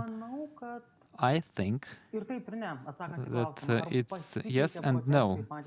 When you ask about the nature of protests changing, in a way they have changed, since out of bigger protests, the smaller protests emerged, which was the reaction of people to what was happening at the streets and response to attempts to detain them, and they tried to reorganize their attempts. But the action as such is still there, and the forms are changing, but what is the most important that people keep going on and they are not exhausted. Of course, the fatigue part, well, it's important to prevent this fatigue because they are the people inside the country every day, either on weekdays or weekends, and they move on protesting, and this is quite a long time lap. And there are multiple reflections that the weather is changing, it will be colder, it will be different. This is true, but it all depends on them and on our support that we can offer to them so that they move on seeking what they want, so that they don't stop and they don't get disappointed. 3 months are a long time. In terms of political processes, it's not very long, because political processes not always happen very quickly. Political processes take time, but 3 months of ongoing work, difficult, challenging, and threatening work is not easy. So coming back to the same question, I don't know. I want to believe that they will have enough energy and enough perseverance to stay on the streets, because if they don't go to the street to protest, we come back to the status quo, and I think it's the only way forward for them. Taip, o sakykite, tuo pačiu šiek tiek aišku ir sudėtingas, galbūt šiek tiek provokuojantis klausimas. Well, one challenging and maybe provoking question. Maybe these protests can end up provoking the opposite effect, when lengthy protests can make Belarus more dependent on Russia, especially given the fact that the Belarusian economy is not developing because of the protests, and Belarus has to ask for Russia's support. And maybe the sanctions introduced by Lithuania and the European Union can make Belarus even more dependent on Russia. It is a challenging question, but it's all about scenarios. Today in the morning, we had no clear understanding who would win, Biden or Trump, in the American elections. So a year ago, no one could have predicted what would be happening now after the presidential elections in Belarus. This change was quite rapid, so trying to predict the scenario of the future is really challenging, and this is not what I would like to do. However, what is really happening now is that the EU sanctions and the Lithuanian sanctions don't actually target the protesters. The sanctions target the regime and the regime officers. So I wouldn't think that the sanctions per se make life of Belarusians worse. And we think about it. We do our best not to hit common Belarusians with these sanctions. So I don't think that sanctions make the situation worse. The sanctions per se, I don't think that they will push Belarus more towards Russia. However, if we see a bigger picture, if we see the role of Russia in this process, definitely we know what is the best scenario for Russia. their preferred scenario is to introduce some constitutional amendment, the way it was done in Russia, to have some cosmetic change in Belarus, as they want this. They don't want Belarus to be a success story. Just like Ukraine, it would be a huge problem for Russia if Ukraine turned into a successful state. The same applies to Belarus, because for Russians, this would be a vision of alternative path. So definitely, Kremlin will do its best to prevent success story of Belarus. However, again, coming back to the beginning, we should not, I would not speculate about the future. What I want to believe is that eventually, and I say eventually in a broader context, since we don't know the time frame, but we believe that eventually these new elections will take place and the people have a chance to vote at the real elections and express their will and choose their path. I would like to give a similar question to the rest of speakers. Tomas Janeliūnas, what is your perspective of this question? The prospect of Belarus as a state. Do you still see Belarus as an independent state in the perspective of several years? I have no doubt that this international community and Lithuania do hope and see Lithuania as an independent state. But to continue on the previous question on how much Russian influence we can see in the nearest future, then I should say that no doubt I see the Russian influence as getting stronger in future. It is getting stronger now. And we can talk here about the influence of Russian regime towards Belarusian nation and Lukashenko and towards Belarusian regime. Everybody understands that Kremlin provides support to the Lukashenko regime, both financial support and advice of various experts, and maybe the involvement of military structures in the planning of the curbing of protests, and Lukashenko is willing to get the support. However, and this survival of the Lukashenko regime may well depend on the support received from Russia, both in financial terms and information support terms. Of course, Kremlin has abundant resources. Even back in August, it wasn't very clear about how much Russia was ready to invest into this Lukashenko regime, and there were opinions that it was a good opportunity for Russia to reconsider its favorites and maybe encourage Lukashenko to move out of his position, and maybe the next president would be more amenable, so to say. However, after a certain period, it was decided that the support to the Lukashenko regime was necessary, as we see during the recent couple months.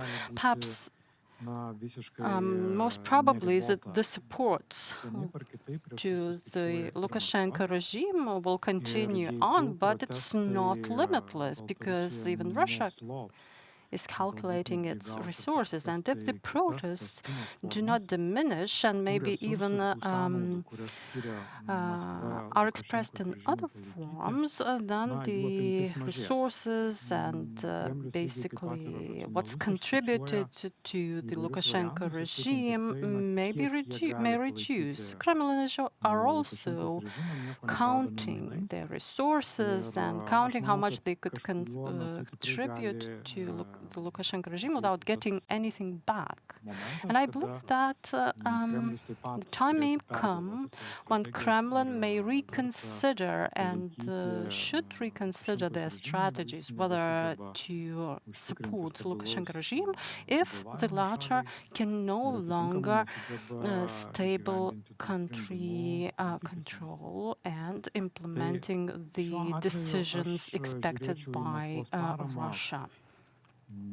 So in this case, I would look at the Moscow support to Lukashenko regime as maybe a mid-term factor, not the short-term, but a mid-term factor and process at the same time, which may change.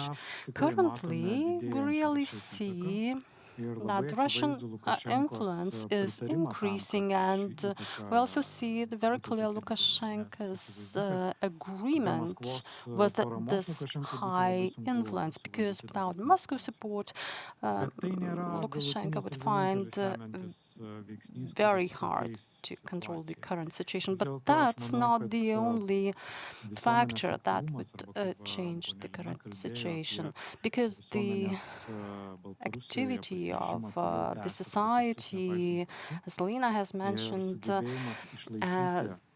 their readiness to continue process, irrespective of anything, and remain active, irrespective of fatigue. I believe that will be the key factor determining the further trends in Belarus and what will happen in Belarus. Thank you. And to follow up with the topic, I'd like to ask Mr. Chaponis if we don't see that fatigue in Belarus in terms of process. Do we have this certain fatigue or tiredness in Lithuania and foreign countries in general on covering Belarus developments? Yes, I'd like to start with the following. Perhaps the Russian support to Belarus will continue as long as, to their understanding, Belarus is important to them. Not maybe Belarus as a territory, but Belarusian narrative in general. I would say that Belarusian narrative is very important to Russia. And in open sources, it stated that the Kremlin regime is very much afraid of those color revolutions. And this started earlier, and we could see many similar events in the former Soviet Union territory, perhaps also including the activities in Lithuania in the 90s. So the Kremlin understands that the will and determination of the people is a major power, and it's very hard to counteract it productively by using force only. And the latest developments in Belarus and Ukraine shows that the empire is falling to pieces. And if it's falling to pieces, it wants some signals that something opposite is going on. The Crimea was a small demonstration of this, but it's a small territory which has consumed lots and lots of resources. I mean, physical and financial, but especially the good international image resource, how much of it they lost, and lack of support or support lost. In terms of Belarus, we could see it as a certain Soviet Union model. And if you look at it, you could remember that humor is also used as the tool of influence in Russia, and Belarus was usually that fool brother everybody was mocking. At least that was what was portrayed. Nothing was worse than a Belarusian guerrilla movement figure getting out, straight out of the forest. That was how it was marked. And now Kremlin gets a signal that even Belarus could do that. Even Belarusians want to live different. Traveling, human rights, freedoms, everything would come over and be introduced into Belarusian society, and Russia will remain the last bastion, the last ones not to fight successfully for their rights. We don't need much analysis, we just need to observe the news, because the meeting with the leader of the leaders and foreign and the visit of the foreign intel services and the heads to Belarus and other events show that the top officers visit the country and they make influence, because it's very clear how after these things Lukashenko narrative changes. Previously he would look for support only in Russia, and then certain fighters were detained, showing that there was some threat from the east. Then that threat moved towards the west, Baltic states, Poland. And after the visit was paid by Russian officers, one could see that the narrative changed, that actually the enemy should be looked for in further countries, for example, the US, providing funding, and countries, also in countries just like Lithuania and Poland, where protests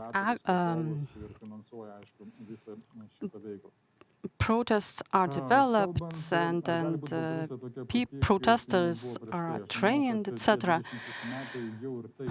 I believe that in terms of Belarus, Belarus is a part of Europe, and those 26 years have been too long, actually, because it's the North Korean type state among the developed countries of the Western Europe. Yes, the media could be controlled, the borders could be controlled, but actually intelligent and people live there, and their achievements from developing computer games and IT tools, well, I believe that they have reached the border there, or the boundary there.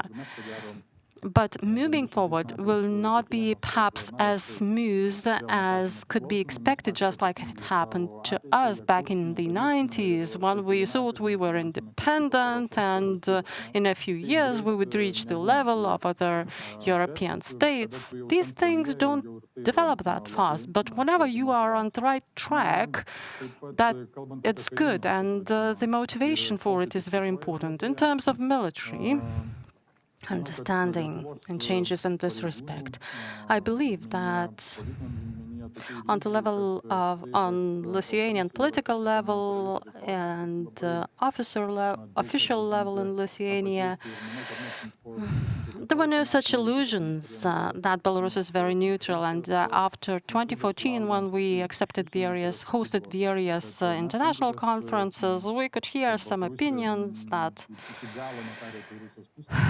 we need to make effort for Belarus not to be joined at the hip with Russia, because it's not Russia yet. So on the level of military structures and special structures, Belarus was considered as joined at the hip with Russia, because the officers were from Russia and their decisions were made and were clear, and their choices were clear. However, we were always hopeful about Belarusian population. We've always seen them as people of our region. And we thought that retaining this regime would be hard for a long time. And we can see that this understanding that we have is shared now by many Western countries, and we'll see how much will and durability is exercised by the Belarusian people. Actually, in authoritarian regimes, everything takes place faster, but I believe we need to continue the activities in this respect. I'd like to clarify. You've mentioned that we understand Belarus as a part of Europe, and Russia remains the only state in the European post-Soviet space where certain developments that are taking place in Belarus haven't taken place there. Do you think that successful developments and changes in Belarus can determine them in Russia? The answer, I believe it's just movement in a certain direction. I believe lots of investment has been made in Ukraine, and a lot has been returned. As military, we have been cooperating with Ukraine for many decades, and I participated in NATO exercises with Ukrainian observers attending, and we could see that the Western achievements, tactics, strategy, technical equipment would reach Ukraine and would move on, actually. This is military, but if we look at energy, science, IT, everything had the same effect. So having a state that seems to be independent with their own colors, government agencies, etc., that's just the illusion. It's like a coma patient. It seems to be an individual person, but it cannot make it cannot make their own decisions. So I believe that it's the situation we have. And Belarus had a certain image in the eyes of a Russian population, and after these developments, it's very hard to retain the same narrative for Kremlin. And if these developments continue in Belarus, it would be inspiring hope. I'd like to get back to Lina and discuss the role of Lithuania in the context of these processes.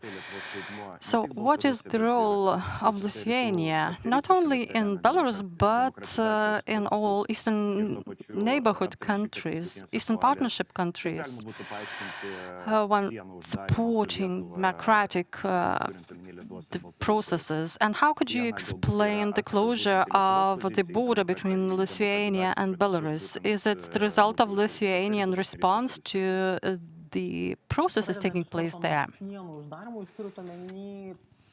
Well, by this border closure, you mean this event this week, which is just anti-COVID measure, according to Lukashenko. This is just one of his steps, something that he actually had announced previously, that he was going to close the borders.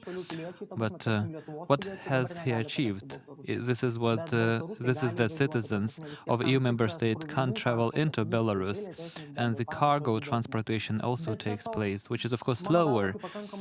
So in my view, this is just an imitation of activity. It doesn't make much difference. So it is not that this is not a real border closure. This is a partial closure, and the Belarusian citizens still can travel. And at this stage, this is not a huge factor. And if we come back to the question of Lithuanian influence in the context of Eastern Partnership, I like to believe that we are one of the most active ones on Belarus and on Eastern Partnership in general. We are the country that keeps reminding in the context of the EU, and not only, which is of course natural, since these are our immediate neighbors. For other EU member states, these are not neighbors, and for them it doesn't feel that relevant, since geographically it's not that close, and the news coverage is not that active on this. However, our stance on Belarus and other Eastern Partnership, we have to be the messengers and advocates, so that this question stays on the agenda, and this fatigue that you mentioned in the previous question, that we prevent this fatigue from happening, since this is an ongoing work, an ongoing process. And what Thomas said, that the change in the country, achieving some outcome, usually is not very quick. This is a process.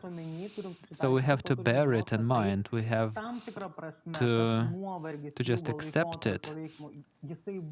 And this fatigue is unavoidable in a way, since it's not easy to achieve the goals that we want in Eastern Partnership countries.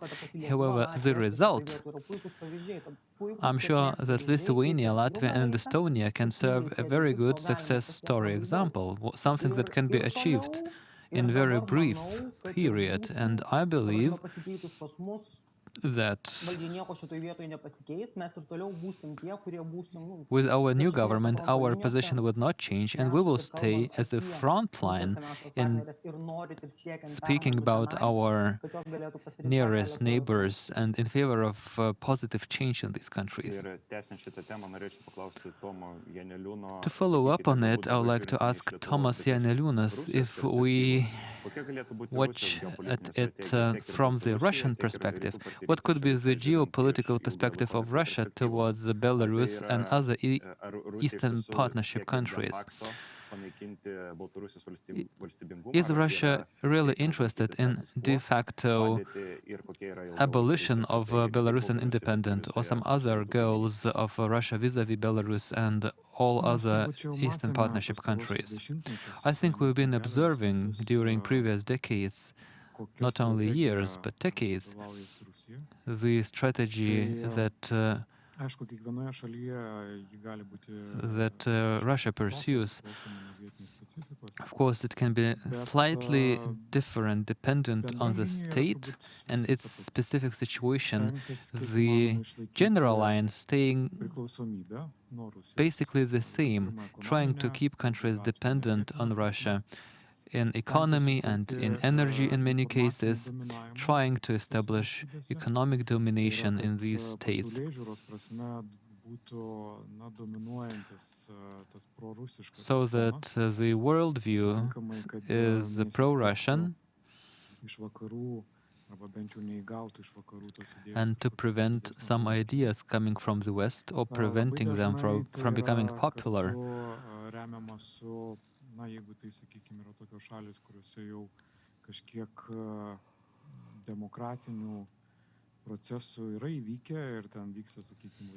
In some neighboring states of Russia, the democratic changes are already underway and elections are free and fair. In such countries as Moldova and Georgia, certainly there are investments made in bringing hostilities to the society by supporting the actors that might not be openly pro-Russian, but still they have more or less pro-Russian positions. Or maybe they oppose some clearly pro-Western tendency. The situation is somewhat different in Belarus, since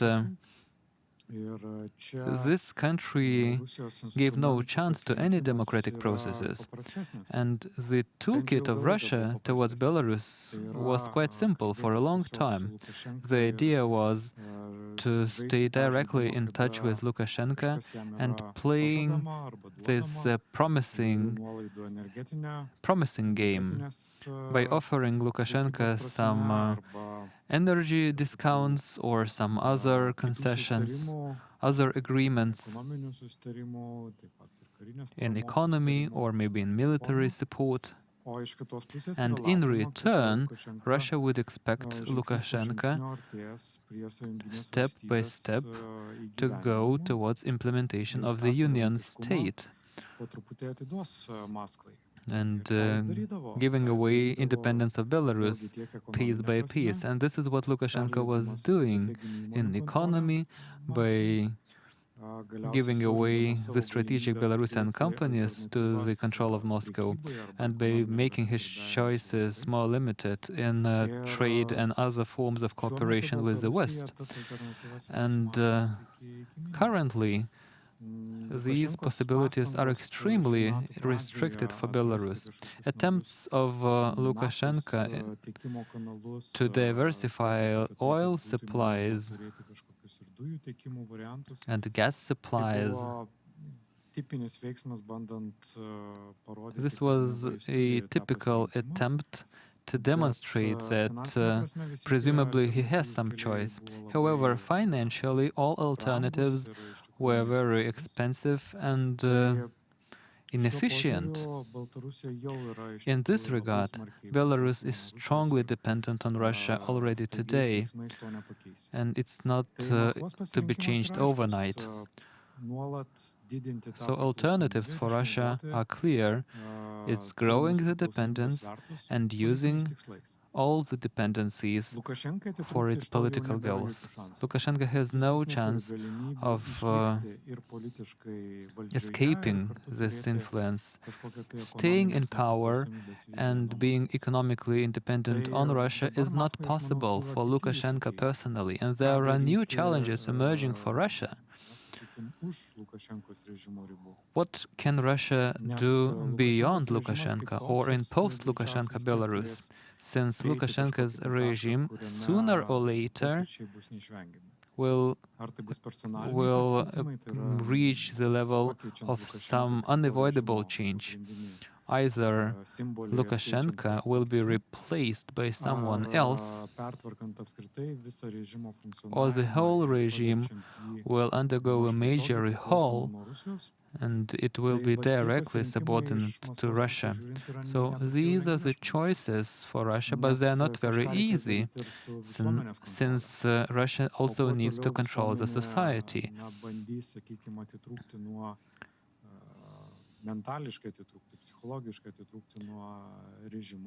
And the more independent the Belarusian society is on the regime, the more difficult it will be to control the society by changing the personalities or the mode of operation of these personalities, which is an important message to Russia, how it can regain control over the Belarusian information space, something discussed extensively during this event about information space changing in Belarus and information consumption changing. So, if the Belarusian society, which used to settle for official propaganda, now a major bulk of the society doesn't trust this information anymore, and they have switched to alternative channels. And this switch is a big failure from Russia's viewpoint, which is not easy to fight back. Clearly, Moscow knows how to behave on Telegram channels. It knows how to produce fake news and manipulate the public opinion. However, it will not be that easy as it used to be.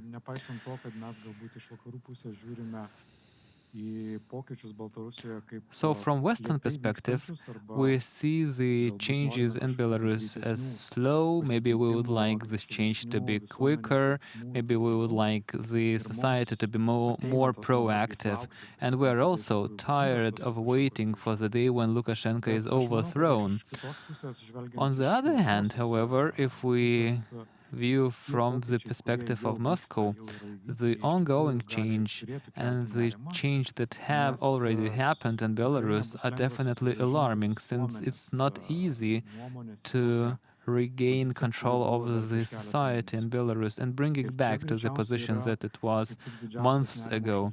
And this is a major source of anxiety for Russia, since if it loses the channels of public information in Belarus in the future, it can lead to shrinking possibilities in other areas. Keeping the society dependent only in economy is not possible, since the Belarusian society used to see Russia as a friendly state and supportive state. However, increasingly the Belarusian society can see that Russia supports only the regime, not Belarus as the society. And this growing hostility towards Russia, it happened very quickly in Ukraine. In Belarus it can be way slower, but it can move in the same direction, which would be a very big loss for Russia.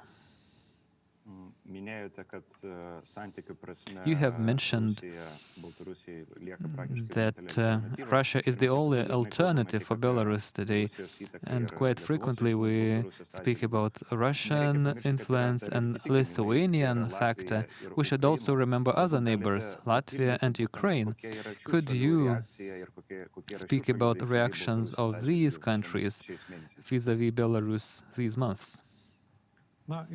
Aš pats galbūt nelabai daug ką galėčiau čia papasakoti, nes tiesą sakant, man galbūt trūksta šiek tiek žinių apie tai. I don't have very extensive information on this. I can't tell a big story on this. Ukraine is going through very complicated domestic political processes. The president and the political parties tend to be preoccupied with the domestic developments and possible changes in the constitutional court, etc. So as I understand, Ukraine is quite cautious, trying to stay aside, since it has no possibilities to be very engaged at this stage, since the key actors of the Ukrainian politics have their own issues to deal with.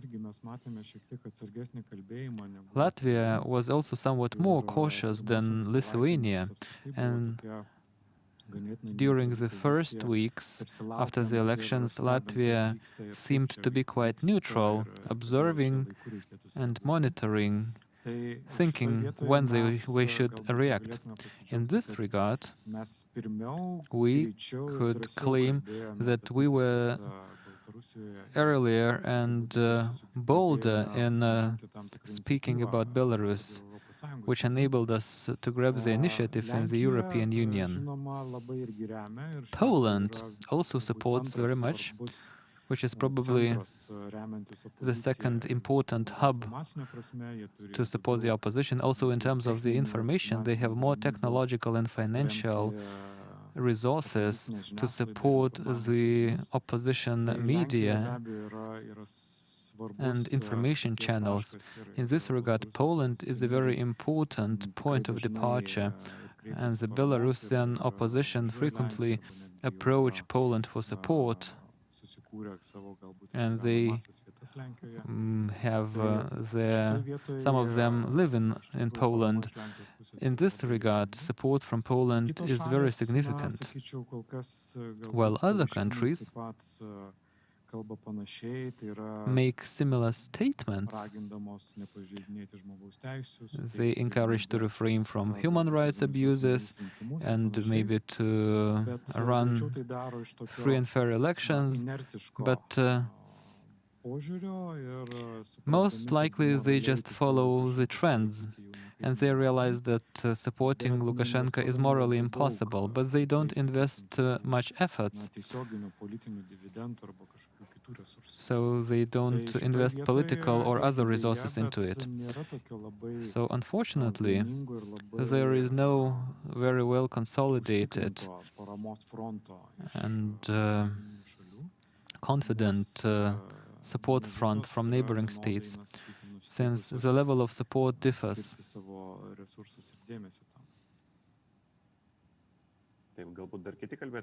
So maybe other speakers would like to continue this topic. If I may, just in brief, to follow up what Thomas said, I believe the key thing is to have a joint position. Perhaps, yes, we are more active. We have used the opportunity to be the flagmans or flag carriers, and talking about Baltic states and Poland, we have P8 joint statements, and there is their wish to do something. And the Lublin Triangle meeting was there, including Lithuania, Poland, and the Ukraine, even though it was more cautious, but certain actions were undertaken.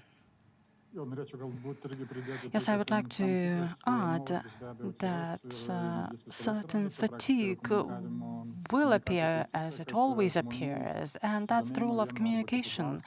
Namely, the interest in a certain topic is hard to retain on the same level for a long time. And in terms of Ukraine, everybody monitored the situation. They contribute as much as they could, but perhaps another more events or more sharper events were needed for people's interest to be retained. And there are certain developments that will not happen soon. We as Lithuania were historically always determined to fight for our own independence and win it back, and we've always used these opportunities and we've always fought for it. Looking at such states as Ukraine, we saw the Orange Revolution, then we saw the year 2014 events, and if we look at countries like Moldova and Sakartvelo or Georgia, we can see certain movements going back and forth, east and west, in all the areas from politics to economy and energy. We would see shifts in one direction, then in the other direction, etc., etc. So I believe changes are always happening. We cannot avoid them. And maybe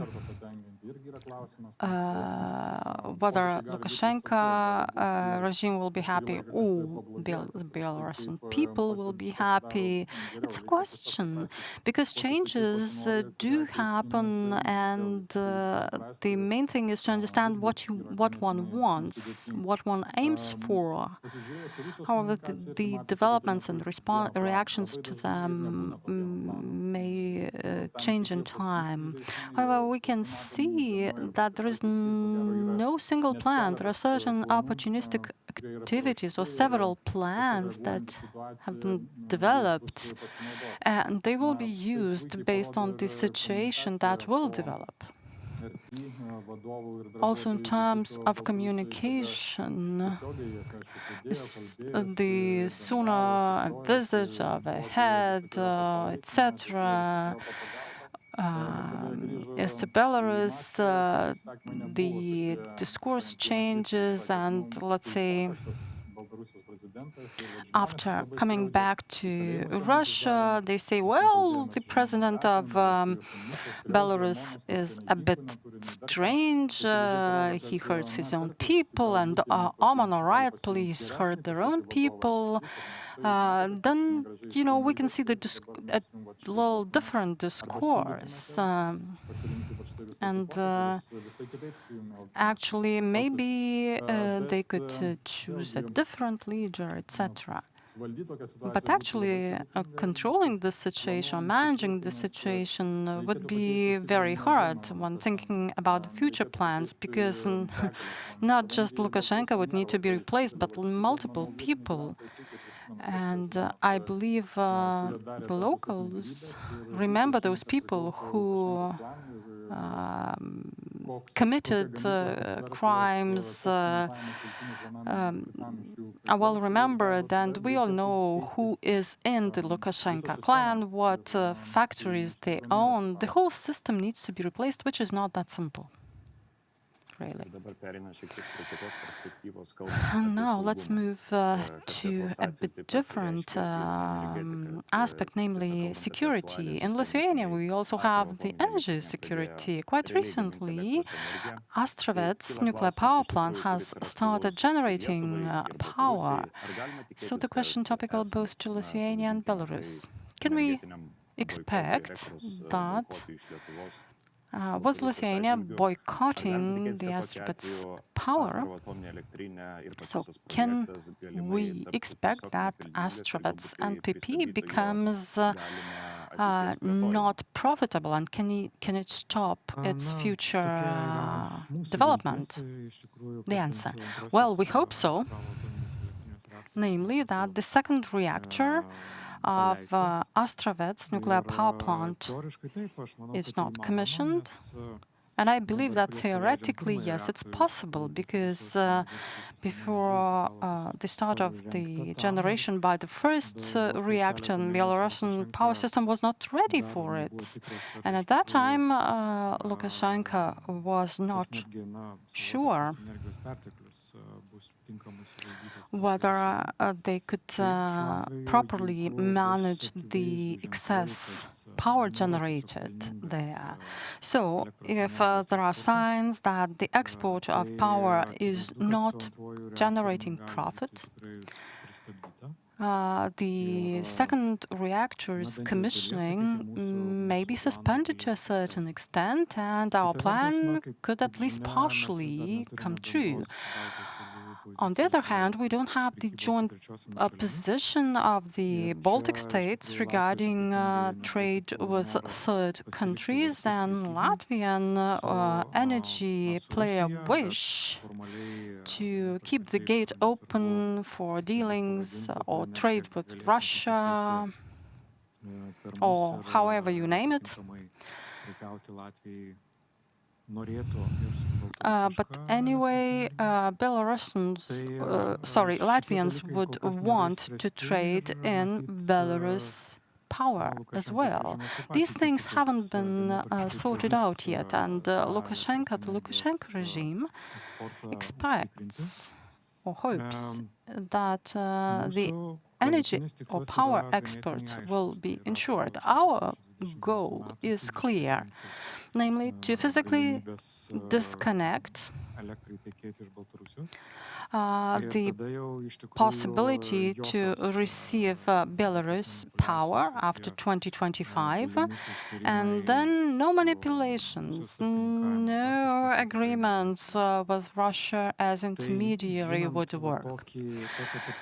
So, knowing this perspective, I should say that this aspect should be taken into account when planning or forecasting, estimating future scenarios, and thinking whether the second reactor of Astravets NPP could be effective.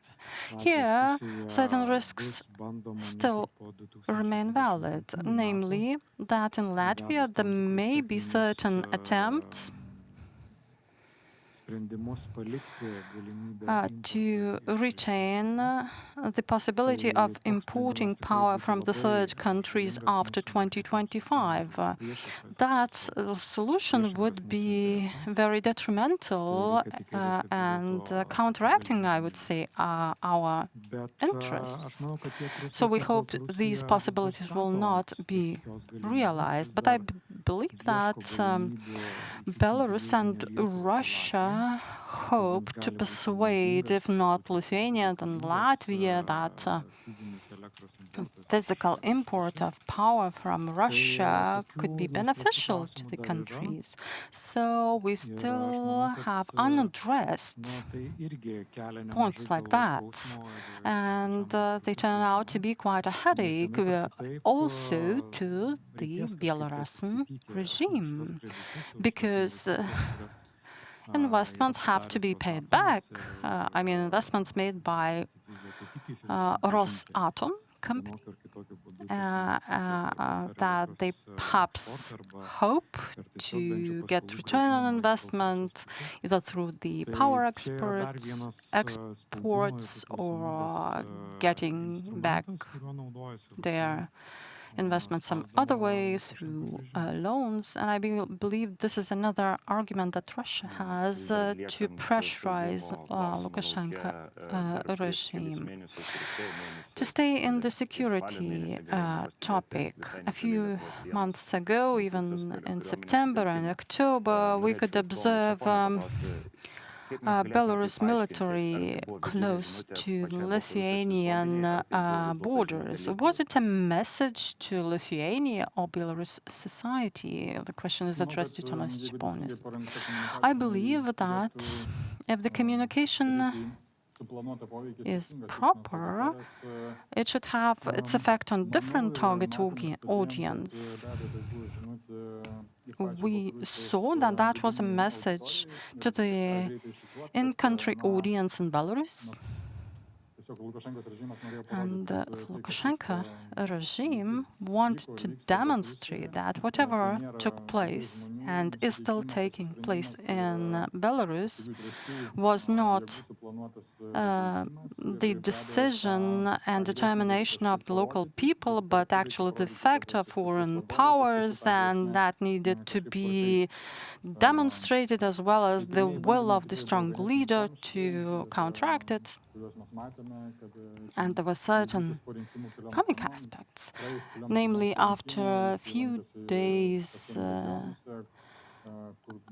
in a few days after the election, like their leader or alleged leader visited certain companies concentrated close to the border that could determine the fate in case of the invasion.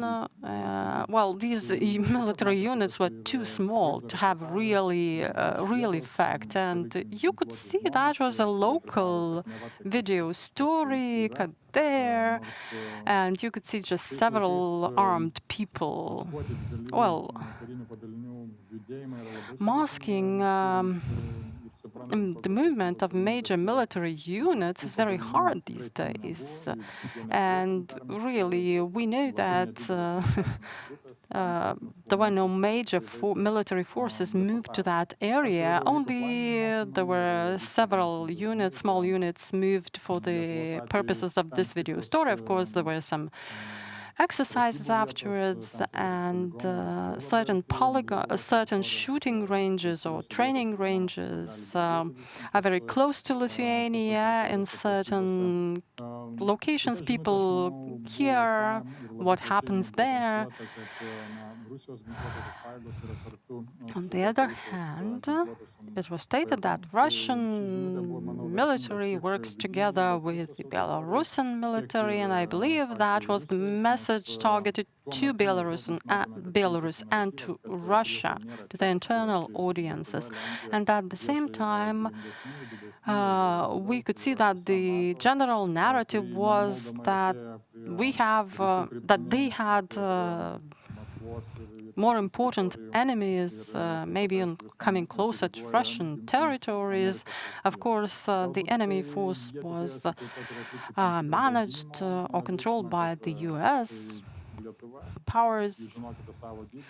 And maybe an underlying message was Lithuanians just know how small you are in terms of economy, in terms of energy, and if needed, we have this physical force available.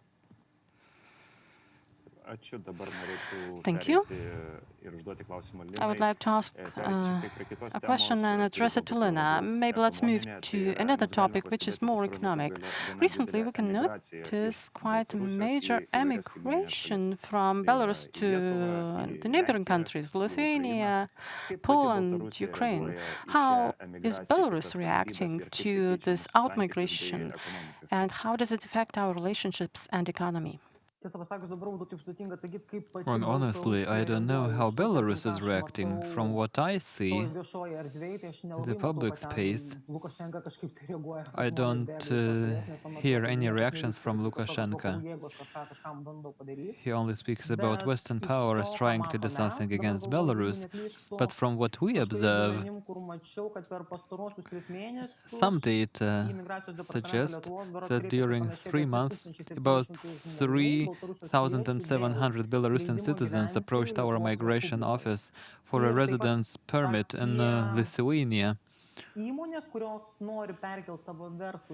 And also about companies that want to move from Belarus to Lithuania together with employees. Between 5 and 2,500 employees, plus family members, and according to Invest Lithuania. So, of course, this is quite impressive, with employees and family members reaching up to 10,000 Belarusians. On the other hand, in the context of Vilnius, 10,000 is not incredibly many people. In some industries, if many new companies move to Lithuania, I think that we can be optimistic about it, such as IT sphere. It means that Lithuanian economy will be stronger, and Lithuanians will also have more jobs. We will benefit from it, and Belarus will lose because it is losing the companies creating added value. The jobs move out of Belarus, which means that Lukashenko is destroying businesses with his own hands in Belarus. Well, of course, I hope that these companies that come here to Lithuania and build added value to Lithuania, one day, eventually, probably they will be able to go back to Belarus to continue developing their economy when conditions are there. Will it make a big difference for Lithuanian economy? I think this is a positive sign. This is a positive influence. I don't know whether it will be critical for Lithuanian economy. We need to see specific numbers when we find out how many new companies come here. But it's definitely positive for Lithuanian economy and very bad for Belarusian economy when companies flee the country and start working elsewhere. Quite frequently, we hear from Lukashenko himself that Belarus could stop trade relations with Lithuania, with very bad implications for Lithuanian economy, in particular the harbor in Klaipėda. Do you think this is justified, and does Lithuania need Belarus? Well, this rhetoric is wrong, because these numbers are not that big. Our trade turnover is not that large. Definitely it would affect the port in Klaipėda, since there is some Belarusian cargoes coming to Klaipėda, and it is not about 50% of cargoes. Yes, there is some impact. But when he says, it sounds as if he stops transportation of cargoes via Lithuania and it will just destroy the Lithuanian economy. No, it has nothing common with the reality. It is his own story that he wants to show how strong he is, but it has not so much in common with the reality. So practically we can see, do we have that many Belarusian products that we consume? No, of course, some Lithuanian companies operating in Belarus, and this stage is very challenging for them. But Belarus was never an easy market. It always had its own rules, and some investors thought that they know these rules. But coming back to this original question, whether Lukashenko's threat to Lithuanian economy, definitely no, he has no such powers. We have about 15 to 20 minutes to go, and I would like to give a question to Tomas Janeliūnas, coming back to the protests and the point of these protests. In your opinion, do you think that if protests are successful in Belarus, do you think that there are some good political alternative to the current regime? First of all, fair elections should be achieved. If elections are organized, they can be quite democratic, and I'm sure that these alternatives would be there. The fact that so far from the opposition we have not seen some outstanding people or personalities ready to govern the country, it doesn't mean that they are not there. As there are definitely alternatives possible, even if these people will not be very experienced in state governance.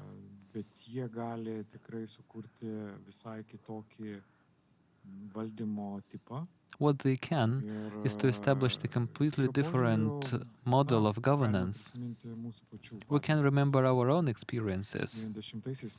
In 1990, we started from zero, and our politicians were not very experienced. They had no knowledge on coordinating and running the market economy, but somehow we succeeded. And I don't think that it would be worse for Belarusians. I am sure that there would be people capable and willing to assume responsibility. From mid-ranking public administration, there could be pro-democratic and patriotic officials who could also utilize their experience for democratic Belarus. However, in your opinion, after such democratic elections in Belarus, would the Belarusian foreign policy or geopolitics change, given the presence of Russia and the European Union? Well, we can't expect some radical U-turns, definitely, since the factual situation is that it's not possible for Belarus, for any Belarusian president, to terminate all ties with Russia, since it would be too difficult for the Belarusian economy to survive, and probably the society would hit back against any ruler who would provoke a new economic crisis only for the sake of geopolitical change towards the West. So I think in geopolitics, movements will be very cautious. However, this way or another, I think we would see certain change in geopolitical orientation and the understanding that the dependence on Russia should be reduced. We have also seen that other countries can go through some change without major risks of sanctions from Russia. For example, the change in Armenia that also seemed not very plausible when the former oppositionist became the head of state. However, some movements, some compromises towards the West are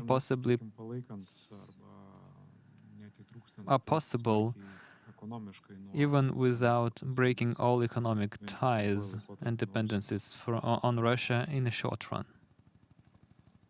And in the end, I would like to offer some questions for the discussion in a broader context. What do you think whether big global players such as the US or China can exert any influence on the future of Belarus or the rest of the region of Eastern Partnership? It's not a secret that China is one of the biggest investors in Belarus, so maybe the opinion of China could also make difference for Russia.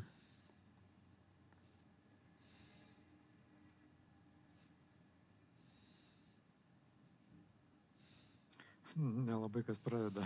It looks like no one is willing to answer this question. Aš manau, kad taip, be abejo, visi kiti didieji I think žaidėjai that lygiai taip definitely pat, major gali turėti actors įtakos. can also make difference. Kinija, aš manau, labai atidžiai stebi, kas darosi I Baltarusijoje. think China is following events in Belarus very closely, since it has invested quite extensively, and also politically, I am sure that Įdomu ir svarbu žiūrėti, it is į kurią pusę interested pakryps, in įvykiai Baltarusijoje. further Galiausiai, tai jeigu mes sakome, kad political Rusija scenarios in savotiškai Belarus. mokosi iš to, kas vyksta And Baltarusijoje, Russia is also learning from the ruošia Belarusian kažkokius developments. planus Most likely, tam they are atvejui, jeigu kažkas preparing panašaus some pasidarytų backup Rusijoje. plans Tai lygiai taip pat for ir a Kinija, case if aš manau, something taip like pat this could seka, start in stebi Russia. The ir same applies to ruošiasi, China. Them galbūt nedaryti watching, tokių klaidų, monitoring, kurias mato, and kad galbūt preparing, daro maybe Lukašenka. not repeating Bet some ir mistakes politiškai that turbūt seka Lukashenko ir made. registruoja tuos įvykius, bandydama And they are also documenting pasiruošti these arba galbūt prisiderinti prie to, events kas galėtų so that it is more potencialiai įvykti prepared Kinijoje, jeigu for ten possible prasidėtų kažkokie developments in neramumai arba China. If some visuomenės disorder started to manifest there, visuomenės protestai prieš valdančiąją partiją. any protest Tai against the ruling party. tik skirtumas galbūt tas, kad The only greičiausiai difference Kinija, being that most likely, politiškai tikrai nebandys užbėgti už politically, akių Rusijai, China tikrai would not nebandys try kelti kažkokios to įtampos su Rusija tose šalyse, kur, act against Russia Rusijai tarsi yra in countries paliktos visos that privilegijos. politically, Ir Kinijai, where matyt, vis politically dėlto all yra privileges labiau belong svarbu to Russia. išlaikyti komercinius, What ekonominius China mostly ryšius ir cares turėti about tam is to tikrus maintain kanalus, vėlgi, commercial ties einant prie Europos Sąjungos and rinkų, to maintain these technologiškai turint tam channels tikrus to atspirties the taškus. European Čia economic Baltarusija market. irgi yra ganėtinai svarbus And in this taškas. regard, Belarus is quite an Ir important spot aš for manau, kad China in Kinija bet Europe. kuriuo atveju išlaikys savo pozicijas, Anyway, vėlgi I think that nepriklausomai nuo China to, will koks stick bus to ir its politinis positions režimas regardless of the Baltarusijoje, political regime nes change in bet Belarus. kuriam būsimam Baltarusijos vadovui taip pat Since any reikės future įnešti president of jungtinių Belarus will investicijų. also need the Chinese Ir tai money galės and būti Chinese galbūt netgi investment, vienas iš labiausiai pageidaujamų kelių arba and alternatyvų this šiek tiek mažinti most likely would be one of the most Tai tos pačios desirable paskolos, paths of finansavimas, decreasing kurį the gali gana dependency nesunkiai on suteikti Russia. Kinija, The gali Chinese būti bent jau loans trumpuoju laikotarpiu šioks toks, can jeigu serve neišsigelbėjimas, tai bent jau alternatyva, maybe not a salvation, but at least as an Baltarusijai. alternative to Russian money for Belarus. Galbūt dar šiek tiek sukonkretinant klausimą. To make the question kalbant somewhat more apie specific Jungtines valstijas ir viso NATO aljansą, and to tai galbūt klausimas būtų apie Tomo throw Čiaponį. the NATO Kaip jūs and the galvojat, US ar into the dabartiniai context. This is a question to Mr. Jungtinių Chaponis. valstijom ir NATO aljansui yra matomi karinė prasme kaip grėsmė? Do you think that the NATO and the US sees the developments in Belarus as a threat? I would say that these developments definitely are interesting for the alliance, and they are monitored. Both the statements of the head of the alliance and member states of the alliance demonstrate it. Since this is our immediate neighbor, this is our region,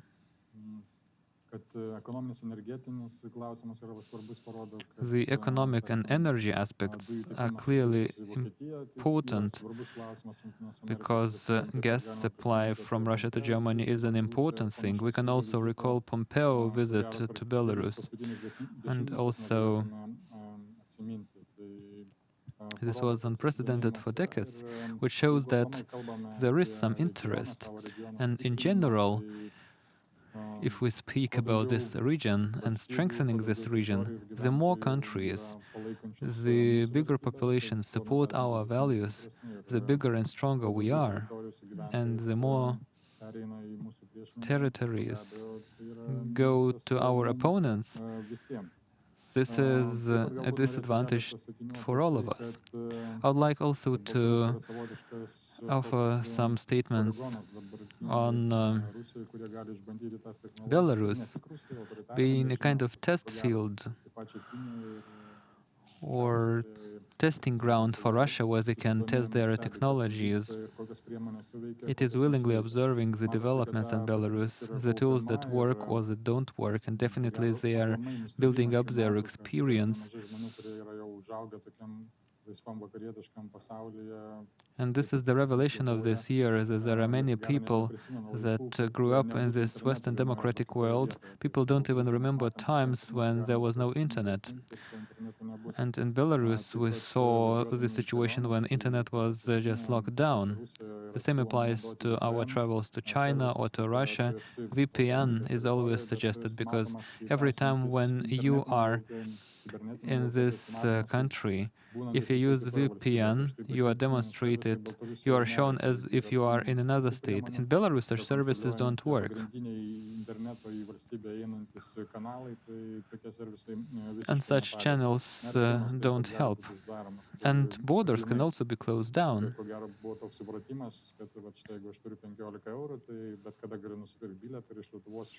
Since there was this understanding that if you have 15 euros, you can book a ticket and travel somewhere any day. Now it's not possible. You can't even travel to Poland or Latvia, so border controls can very quickly be reintroduced. The Ukrainian lessons have also been learned. As you remember, there was a message 100 to 1,000 fit young men were detained at the border who could have been fighters to support. And we have heard such stories from Ukraine already, and such statements coming from Lukashenko claiming that we record all protesters and face recognition technologies will enable us to find them all. This is also the Chinese discovery. There are those cameras controlled by artificial intelligence that control the location of a person constantly from the face recognition and other features. So there is a certain synthesis of tools.